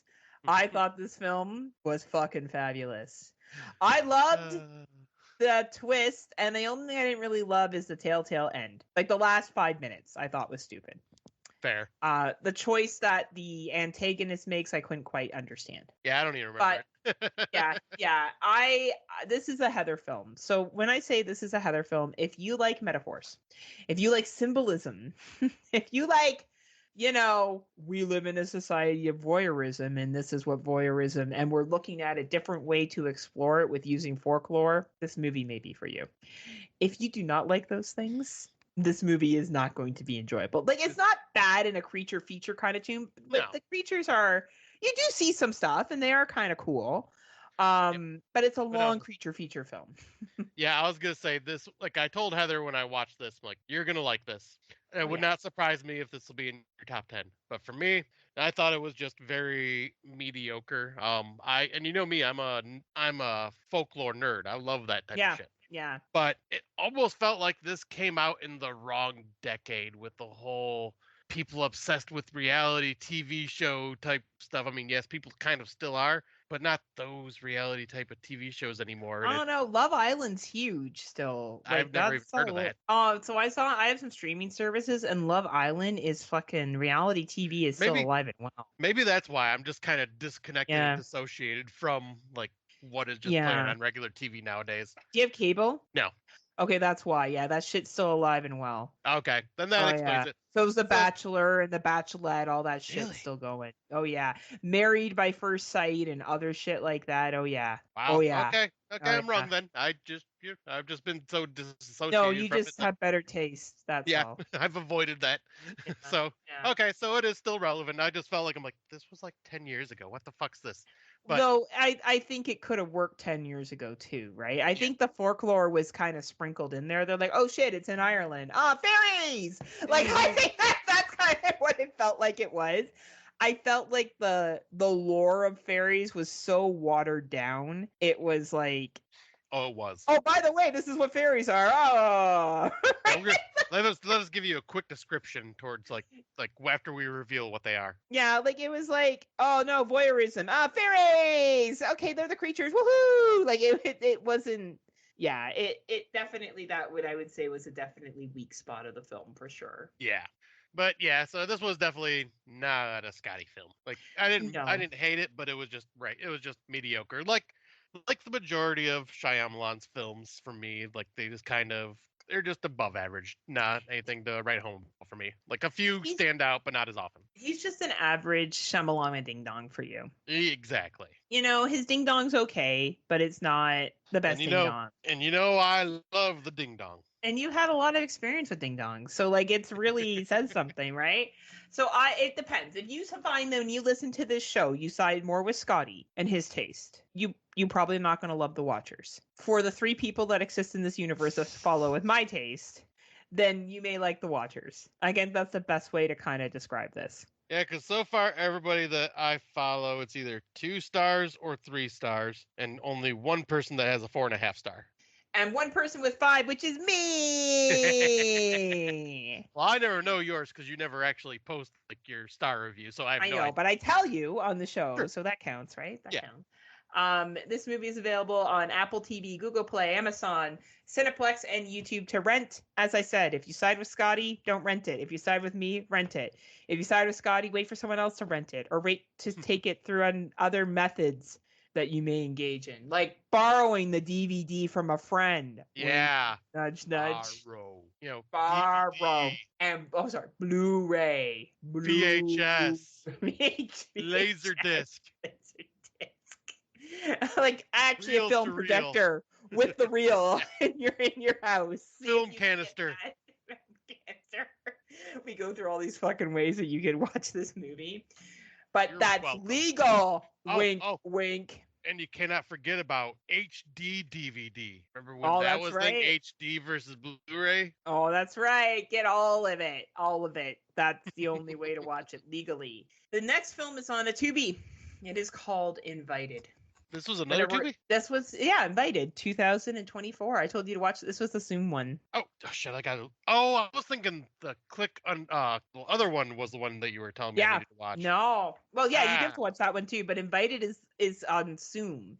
So if you were a fan of Safer at Home, or the one that came out where they did the seance on the Zoom, I can't remember what it was called. Host? Found footage. Host. Then you'll probably like this film. It's very, very similar. If you didn't like those movies, then don't watch this because you're probably not going to like it. When a reluctant mother attends her daughter's Zoom elopement, she and the rest of her family in attendance quickly realize the groom is part of a Russian cult with deadly intentions. This movie is very, very low budget, truly low budget, okay? But I found the acting in this movie, particularly from the mother, quite endearing. The mother is a recovering alcoholic. And throughout it, you hear the digs from her family about the situation and how helpless she feels as they're watching this, what they think is a wedding, and how things go.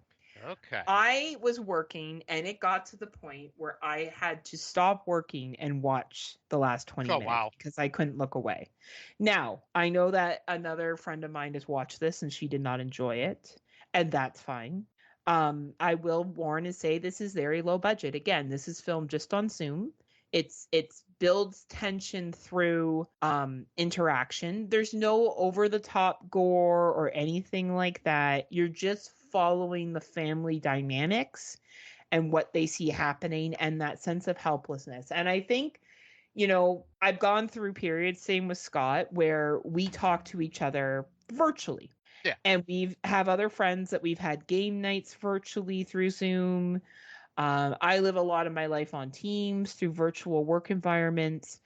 And I don't know what I would do if I was on camera with Scott and something started happening to him or his family. And I was witnessing it and I was trying to call the police. It would be traumatizing to seeing it, but being able to do nothing about it. Right. Right. And I have, I have several friends overseas that I video chat with as well that live in England, that if something were to happen to them, I'd be even more helpless. Like at least with Scott, he's 4 hours away across the border. I could generally speaking Google the police call and find out what happens. When you have friends on the other side of the world, I could call, but it's going to take a lot longer for me to get through. It's still that helplessness. So I think that's why it hit me the most.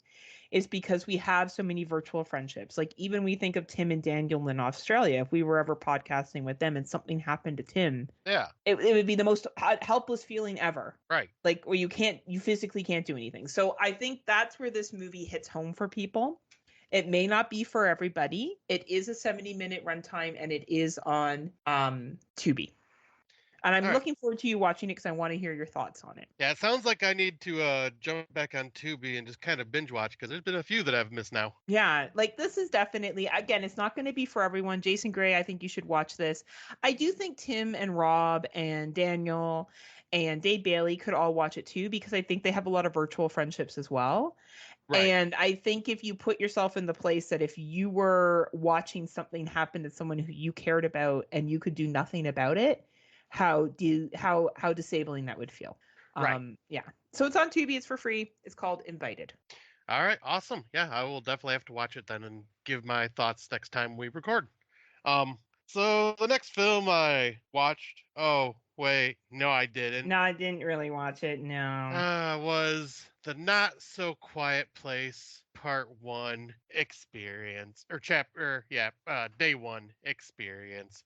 So Erica and I should say Erica on a whim was just like, hey, let's go to the movies. I'm going, all right, the boys have been fed, they're gaming, we can have like a nice little date night. So we chose Quiet Place Day 1 and got to the theater, and there was only 3 of us in the theater. I was like, all right, perfect. So got our big old tub of popcorn, got a big old Which looked drink, delicious. got some candies. We're like, yeah, this is gonna be great. So we sit down, sit through the fucking 40 minutes of advertisements and 40? trailers. Yeah, the showtime was 8:30, no, 8:40. The actual movie did not start until 9:20. Holy shit. Yeah, so That's a delay, huh? No, there was advertisements and all. That's the what I trailers. mean. Like that's a delay between when you go into the theater and Yeah, it's getting ridiculous now. That's ridiculous, yeah. So I didn't mind watching all the trailers, but at some point I'm going, all right, this movie can start anytime now. But yeah, I'd say we got maybe 15 minutes in, and these younger group walk in. I'm gonna guess between the ages of 17 and 21, like where they basically still look like babies to me. babies. And they go all the way to the back, and of course it's quiet place, so really quiet. Mm-hmm. And you start hearing them giggling and talking, and it's like, okay, that's annoying, but whatever. Keep watching the movie.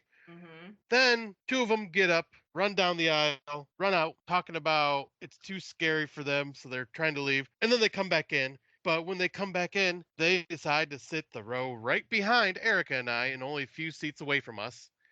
And they start talking, and they're all girls. And the girls are like, "Oh, this is too scary. I believe it." So they get up and run out again. And they're talking the entire time. They are not even thinking of being respectful, like not even whisper talking. They're blah blah blah. There's like straight up talking. Then they get on their phones and have it on speaker. Oh my god. And start just chatting away to whoever it is. We got maybe a half hour to 35 minutes in the movie, and Erica and I are just like, fuck it, we're done.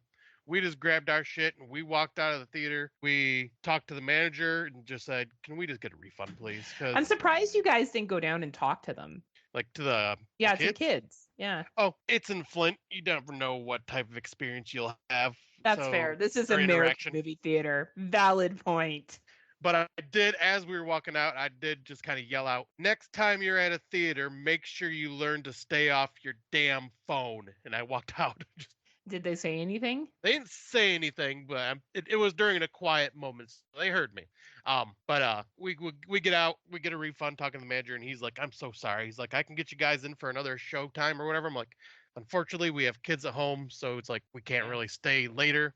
But we'll come back at some point and try to see it again because we like your theater, and I'm just unfortunate crowd that you have here. Unfortunately for tonight, they end up sending the security guard in after we tell them about them. And as we're leaving, we see at least 2 of them getting escorted out, or at least walking out of the theater. So we're thinking they actually got kicked out, which I hope they did because they were being so disruptive. But it just sucks because that last time I went to the theater was to see Eli Roth Thanksgiving, so we were excited to finally have a little date night, and nope, that had to happen and ruin the moment. I mean, we still got away, still got to eat some popcorn, and still enjoyed ourselves up until that moment. But so, Tim Davis, I'm with you on the theater experience now. That shit pisses me off. That's really a shame. That really shouldn't be allowed that kind of No. behavior. Like, you know, it's funny because in a Canadian movie theater, I would have walked up to those kids and I've been like, you need to get off your fucking phone now.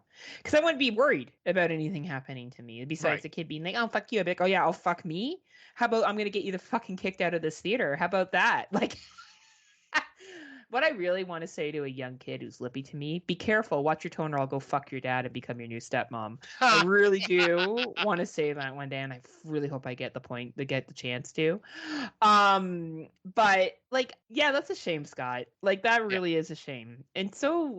And I'm not going to say it's young people nowadays. I knew people like that in our age category that were assholes like that too. And they've just grown up to continue to be assholes. It's just assholes at any age, you know? Yep, it just seems like they're just more and more more and more knowing what the rules are, but blatantly disregarding them and ruining the experience for others. I don't know. That was happening when we were young too. I remember people. I mean, there was, but I think these have made it even worse. Yeah, yeah, and I find that even people in our age group too, right? Oh yeah. But in yeah. Flint, this theater, I have had experiences like this before, but thankfully it was at movies where they're louder and it's not lots of silence going on, so you couldn't hear it, and I could easily ignore it. Because it happened with me and Justin when we went and seen Nope. Happened Justin and I when we went and seen Pearl. That just disrespect, and they're all around that same age. Disrespectful, being on their phones, talking, like not giving a shit. And I think it's just, it's a shame. that, and I think it's that area more than anything, because I've never really had that experience in Grand Blanc. Well, they are American. And I'll say in Flint. Yeah, there's a poverty structure that comes with that too, right? Though I don't think poverty no, it's not. I don't think poverty allows disrespect, but there's got to be something. No, I think it's just the attitude that a lot of Flint people have. But why? Now, I wouldn't say just the way they were, like where they grow up. Like it's like, just I think, just the environment you're around. It's not like anybody in particular. It's just like the environment you're in can kind of affect how you act if you grew up there. Fair enough. Bunch of fucking assholes. Yeah. If the Quiet Place happened, they'd be all dead. I should think about that. 100%. Finished, right? But yeah, when I seen the movie, I would really like to see the rest. It was getting very interesting. You didn't feel like the topic was done? Like it had its time in the sun? Oh, it definitely had its time in the sun, but at least it seemed like it was going with a different story. It wasn't going to be the same. It's not the same family. Okay. We're following different people during the day one events. I feel like the families are going to meet up, though. You know that, right? God, I hope not. They're going to be like, and then everybody came together. Well, and at least in this one, the character had a cat and not a screaming fucking baby. Well, yeah. I'm not a big fan of the Quiet Place movies. I think they're okay. Yeah, I'll say they're enjoyable. Yeah, like they're okay. And I would say they're great films. It's just they're not necessarily for me. I like it a little more loud, Scotty. Oh, I know you do. I do. So that concludes our 2024 films that we've watched so far. I am at 91 movies. I think I am. Let me get to my list real quick. I am exactly at 60. Wow. Yeah. I hope you break 100 by the end of the year. Oh, I've been close to about getting 10 each month, so I should be at least at 120. I'm hoping. Oh, there you go. There you go. That's too bad. So that's my goal. That's a good goal to have. Well, I've managed to watch some older films. That list is really low. My list of new movie first time watches is only 15 this year. I've only done 7 so far this year. Yeah. So, and one of them that I'm going to talk about today is Beneath, 2013. And the biggest reason I'm going to bring this up is because it is directed by none other than Larry Fessenden. Yeah, Larry Fessenden, yep. Fessenden. So most people know him from a variety of different films. The Wendigo. Where else? Is this one that he directed? Oh, he directed Wendigo. Did you know that? Yes. Yep, he's directed a few, but he's also in damn it. I know, I can't remember any of his fucking movies. We Are Still Here. The I'm ghost switching movie, over to actor. Killer of the Flower Moon, You're Next, The Dead Don't Die, We Are Still Here, Southbound, Session 9, The Battery he was in, Jacob's Wife he was in as well. So yes, we managed to sorry, Larry, we took a second there to remember. And Maxine, he's in Maxine as well. Oh, nice. Security guard, yes. So anyway, his movie Beneath. So this movie, it's about a group of teenage kids who go out to a lake, and there's a killer fish in the lake. All right, they're in a rowboat. They row out into the middle of the lake, and there's a killer fish in the lake.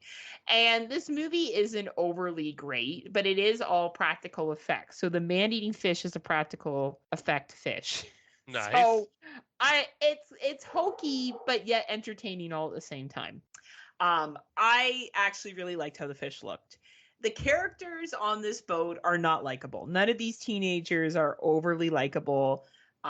They all end up kind of being dicks in the long haul, but it's entertaining, the hierarchy of how they go through, of how they're going to survive this situation.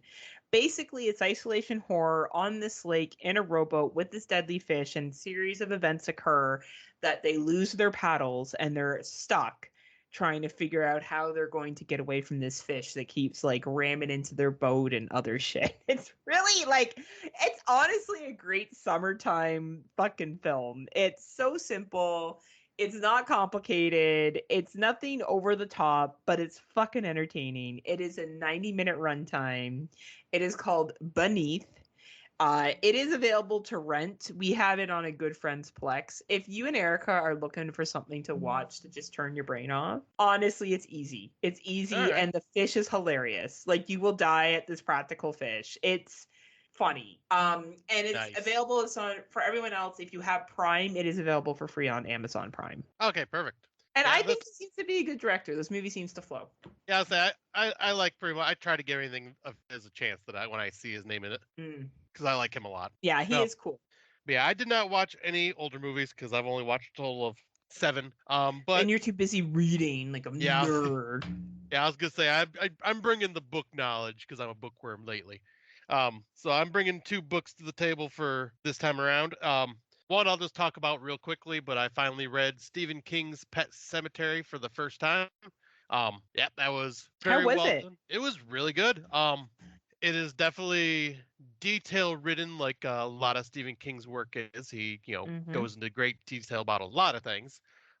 Few minor differences that kind of worked and kind of helped the plot along, but also, I could see why it got cut from the movie. But like Judd Crandall actually has a wife that's alive and well for a little while of the movie, but she has she's elderly and ends up dying partway through the book, and just kind of like I think the first time that Ellie the Crandalls, or not the Crandalls, but the main character's daughter experiences death from a human. So like it's kind of like her introduction to that, and just kind of builds on that more when, the tragic thing that happens to Gage happens. Yeah. Yeah.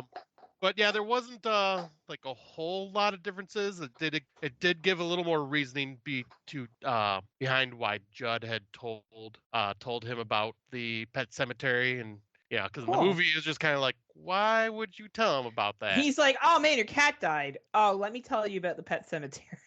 Yeah, like first he talks about like, you don't want to go there. It's a terrible place. Oh, yeah. Well, your cat died here. Let me show you this. But like, yeah, does it help explain the prequel? So the prequel movie, his wife is in it. Judd's wife is in that movie because it's before they get married.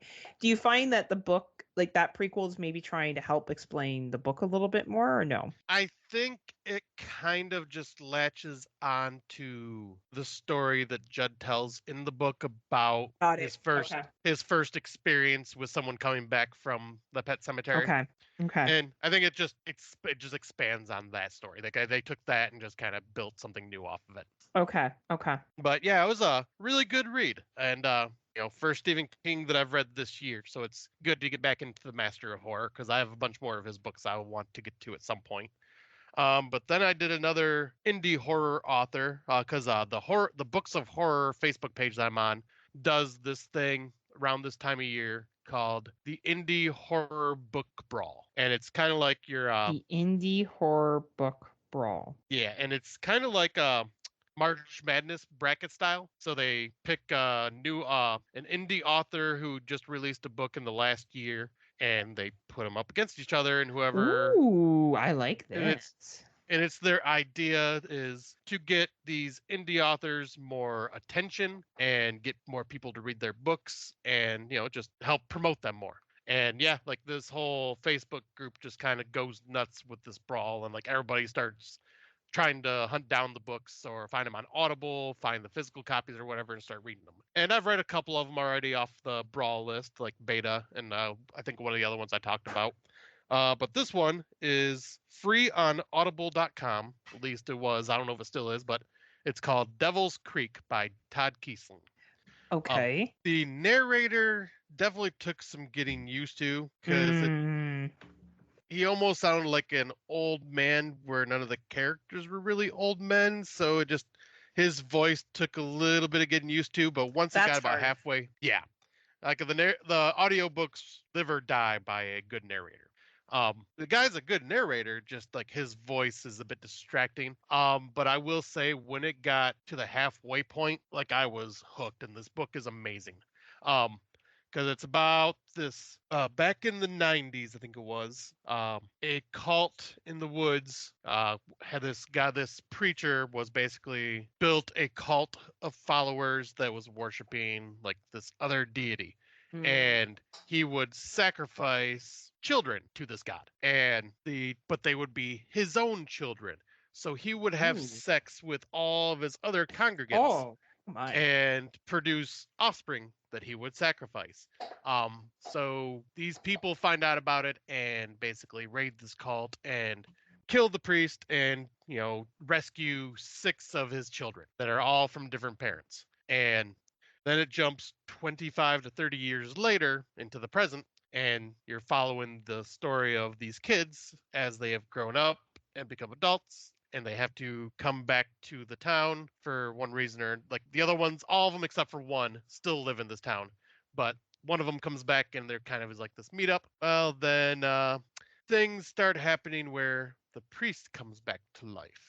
And he starts rebuilding his cult with sinister powers that kind of corrupts others when he touches them and turns them into his followers. And it goes a total horror movie route and just gets really dark and creepy, and a lot of fucked up shit happens in it. And yeah, like I say, Bob, halfway through this book, I was just hooked and just wanting, like, I would sit in my car for a few minutes after I got back home just going, all right, want to keep listening, wait till a good point to stop. Oh, that's the best when you're that into it and you don't want to stop listening. Yeah.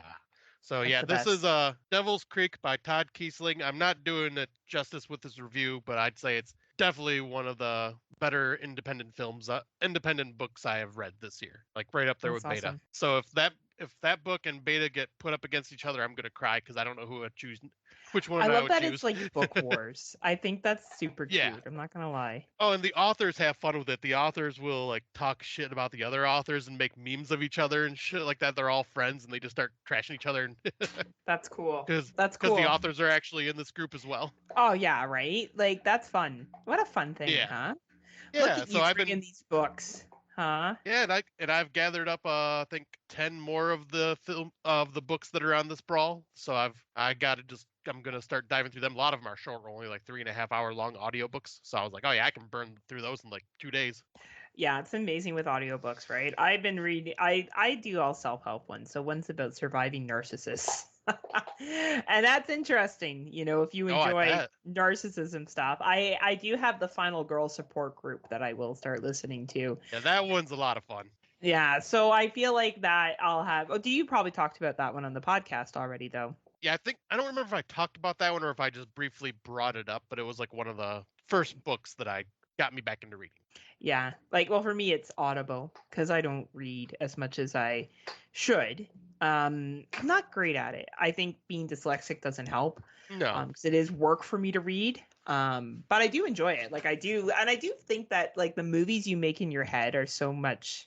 If you're able to do that, I've just recently learned about a disorder where you can't imagine things in your head, and so that'd be rough. Yeah, this person was talking about they don't like to read fantasy because they can't imagine anything. Wow. Yeah, I would not be able to do that. That would destroy me. Right. Well, we couldn't be able to watch half the fucking horror movies that we do. Right. We imagine them being better in our head, and then we come back and review them. We're like, it wasn't that bad. No, it wasn't that bad. We swear it's okay. You guys should all watch it. Mary Had a Little Lamb was great. But we'll be back again, and I guess in hopefully a couple of weeks. I don't know. How's your July and August looking? I know you got a big birthday next weekend, but Yes, I'm not too sure if we got anything crazy after that. Maybe try to take a couple days off here and there for, the last hurrahs of summer for the boys or something. But when do the boys go back to school? I think like August 20th-ish, somewhere around there. Oh, that's early. Yeah. Gross. But they get a lot of breaks in between that are extended compared to everybody else. Yeah, well, good. Kids should get breaks. It's a lot learning. Learning's not easy. It's hard. No. It's hard. It's hard to learn. It's hard. Hard to do. Right. Well, that means that hopefully we'll be around because I don't really have anything super major planned. Like, I'm not going away anywhere until October, where I go back to a place that I've been before. Say it. England. Because I'm going to go watch a band. One of my favorite bands. I actually moved my flight so I could go early to see the band. That's cool. Seriously. They better announce that. They better be like, and Heather from... Actually, they do. Every time I go places, they're like, Heather from Canada. Like, it's really impressive. You know what I mean? Who doesn't get those reactions? Americans. True. Very true. And then I want to do a tunnel tour. Go underground. Oh, that'd be cool. Yeah, right? We'll see if I make it out. But the paranormal circus is the big one. Hopefully Scotty can come up for that with Erica. I think we would have a good time. Depends if you can get childcare and dog care and yes. all your commitments. Life has become a little more difficult in that way. Fucking all these anchors, right? So especially Little River. How's River doing? Oh, he's doing great. He's a big old ham. A fluffy bum. Oh, and he's just full of energy, though he is now in the every stuffed animal you give me, I will destroy and rip out its guts within an hour. And so proud, right? Like, proud when he's like, I fucking killed it. I killed it. I ripped out the squeaker. Oh, Dad, why are you taking the squeaker away from me? Oh, why are you throwing that away? Oh. How's he doing with his little winky? Is he still his winky where he walks around all the time looking like he has a secret? Yeah, I love it. Usually, I posted a picture on Facebook today. Like, you should look at it because it looks like he's winking at me while he's. Oh, I'm gonna go do that right now. I'm so bad with Facebook now. Like, unless it's stuff that, like, I don't know. Yeah, I don't. You don't post much. Yeah, I don't post or interact much. I just kind of scroll like a creeper. He's so cute, babies. Right? Oh, your garden, you fucking nerd. Damn right. Oh my God, your fucking garden. I'm proud of that shit. Oh, I like the picture of you and Erica. That's nice. And the popcorn. Though the first thing I saw when I looked at that picture of you guys at the theater was the popcorn. My eyes were like this. I was bulging out like. Well, that was one of the main reasons besides taking a picture for Erica and I, that was another reason I made sure to get the popcorn bucket in there because Tim Davis had not seen an American-sized popcorn bucket. So I was like, I got to send this to Tim Davis. I love this picture of you two from Frankenmuth, huh? Yes, I love that one. You know what? I think I'm going to download that photo and put it on my digital photo frame. Aw. Yeah, I have pictures of you guys on my digital photo frame. I was saying I have ones of you and George, so. You should. Yeah. Fuck, my picture should be fucking right in the middle of the hallway. I mean, you have a couple on the living room wall, you and G. And Heather we trust for movies. What was that movie you were gonna make Erica watch and you were gonna tell her I said it was good and it's really horrible. Fuck, I can't remember what it was. I guess you decided that you valued your relationship and you didn't want to take the chance of something happening to you. Yeah, I can't remember what it is, but yeah, we're in the process of the wedding, so it's like, yeah, I just don't want to ruin that now. No, you wait till she says yes, and like I do, and then you're like, baby. Then she's trapped. I got something for you, and she's gonna be like, what? Then I'll make her watch movies like Were Deer and. Oh yeah, baby. She's in her craft room right now, and I just heard her go, "Fuck that." Tell her that we have to watch the sequel to Quicksand. It's coming out soon. Heather says you have to watch the sequel to Quicksand. She says, "The hell I do." She's like making a voodoo doll of me right now. That she's like, "Yeah, Heather, I'll teach you to make me watch shitty movies." Poke out your eyes. Did you tell him just like Baghead at your wedding that's going to be me and my run? And then Heather says she's going to dress like Baghead from the movie for the wedding.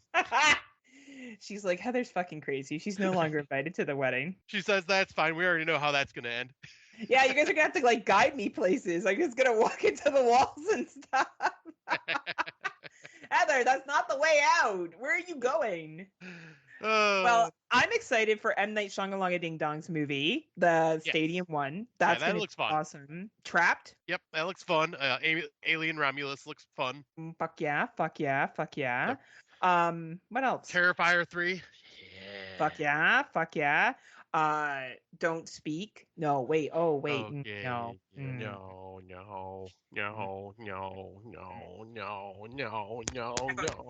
It's us just watching it as found footage getting mad. But we have some other stuff to talk about. So hopefully in the next 2 weeks, Scott and I will find a time to record again, and we'll have less movies to talk about. We'll have like maybe only 10. Yeah, exactly. And hopefully this episode won't take forever for it to come out. We'll see. Well, let's not get too excited here. So let's not say hopefully. Let's keep our expectations mediocre, right? That's how we should do it, right? Yes. As always, we are proud members of the Legion Podcast Network, and we are happy to continue to support them on Patreon, even though my last payment bounced because I had to update my credit card. Kevin's like, Heather, I think you listened to our episode where I said, He did. well, Scott's the man, and that's why Kevin talks to him. And he messaged me directly. Kevin, it's okay. I was just kidding. I don't think you're sexist. And we had a lovely chat. He lives in Japan. Isn't that nice? And he likes our banter. A lot of people say they like our banter. I don't know what's wrong with them. Oh, I know. They have good taste. That's what I fucking know right there. Oh, it's because they're like premium podcasters. That's what it is. They must listen to Dummies of Horror and know what good banter sounds like. And they're like, this is like Dummies from Horror, just not as good. Like, yeah. The uncorked version of Dummies of Horror. Like, if you like them, you might like us. Exactly. Okay. So if you're not part of their Patreon, the Legion Podcast Network, then Scott has one question for you.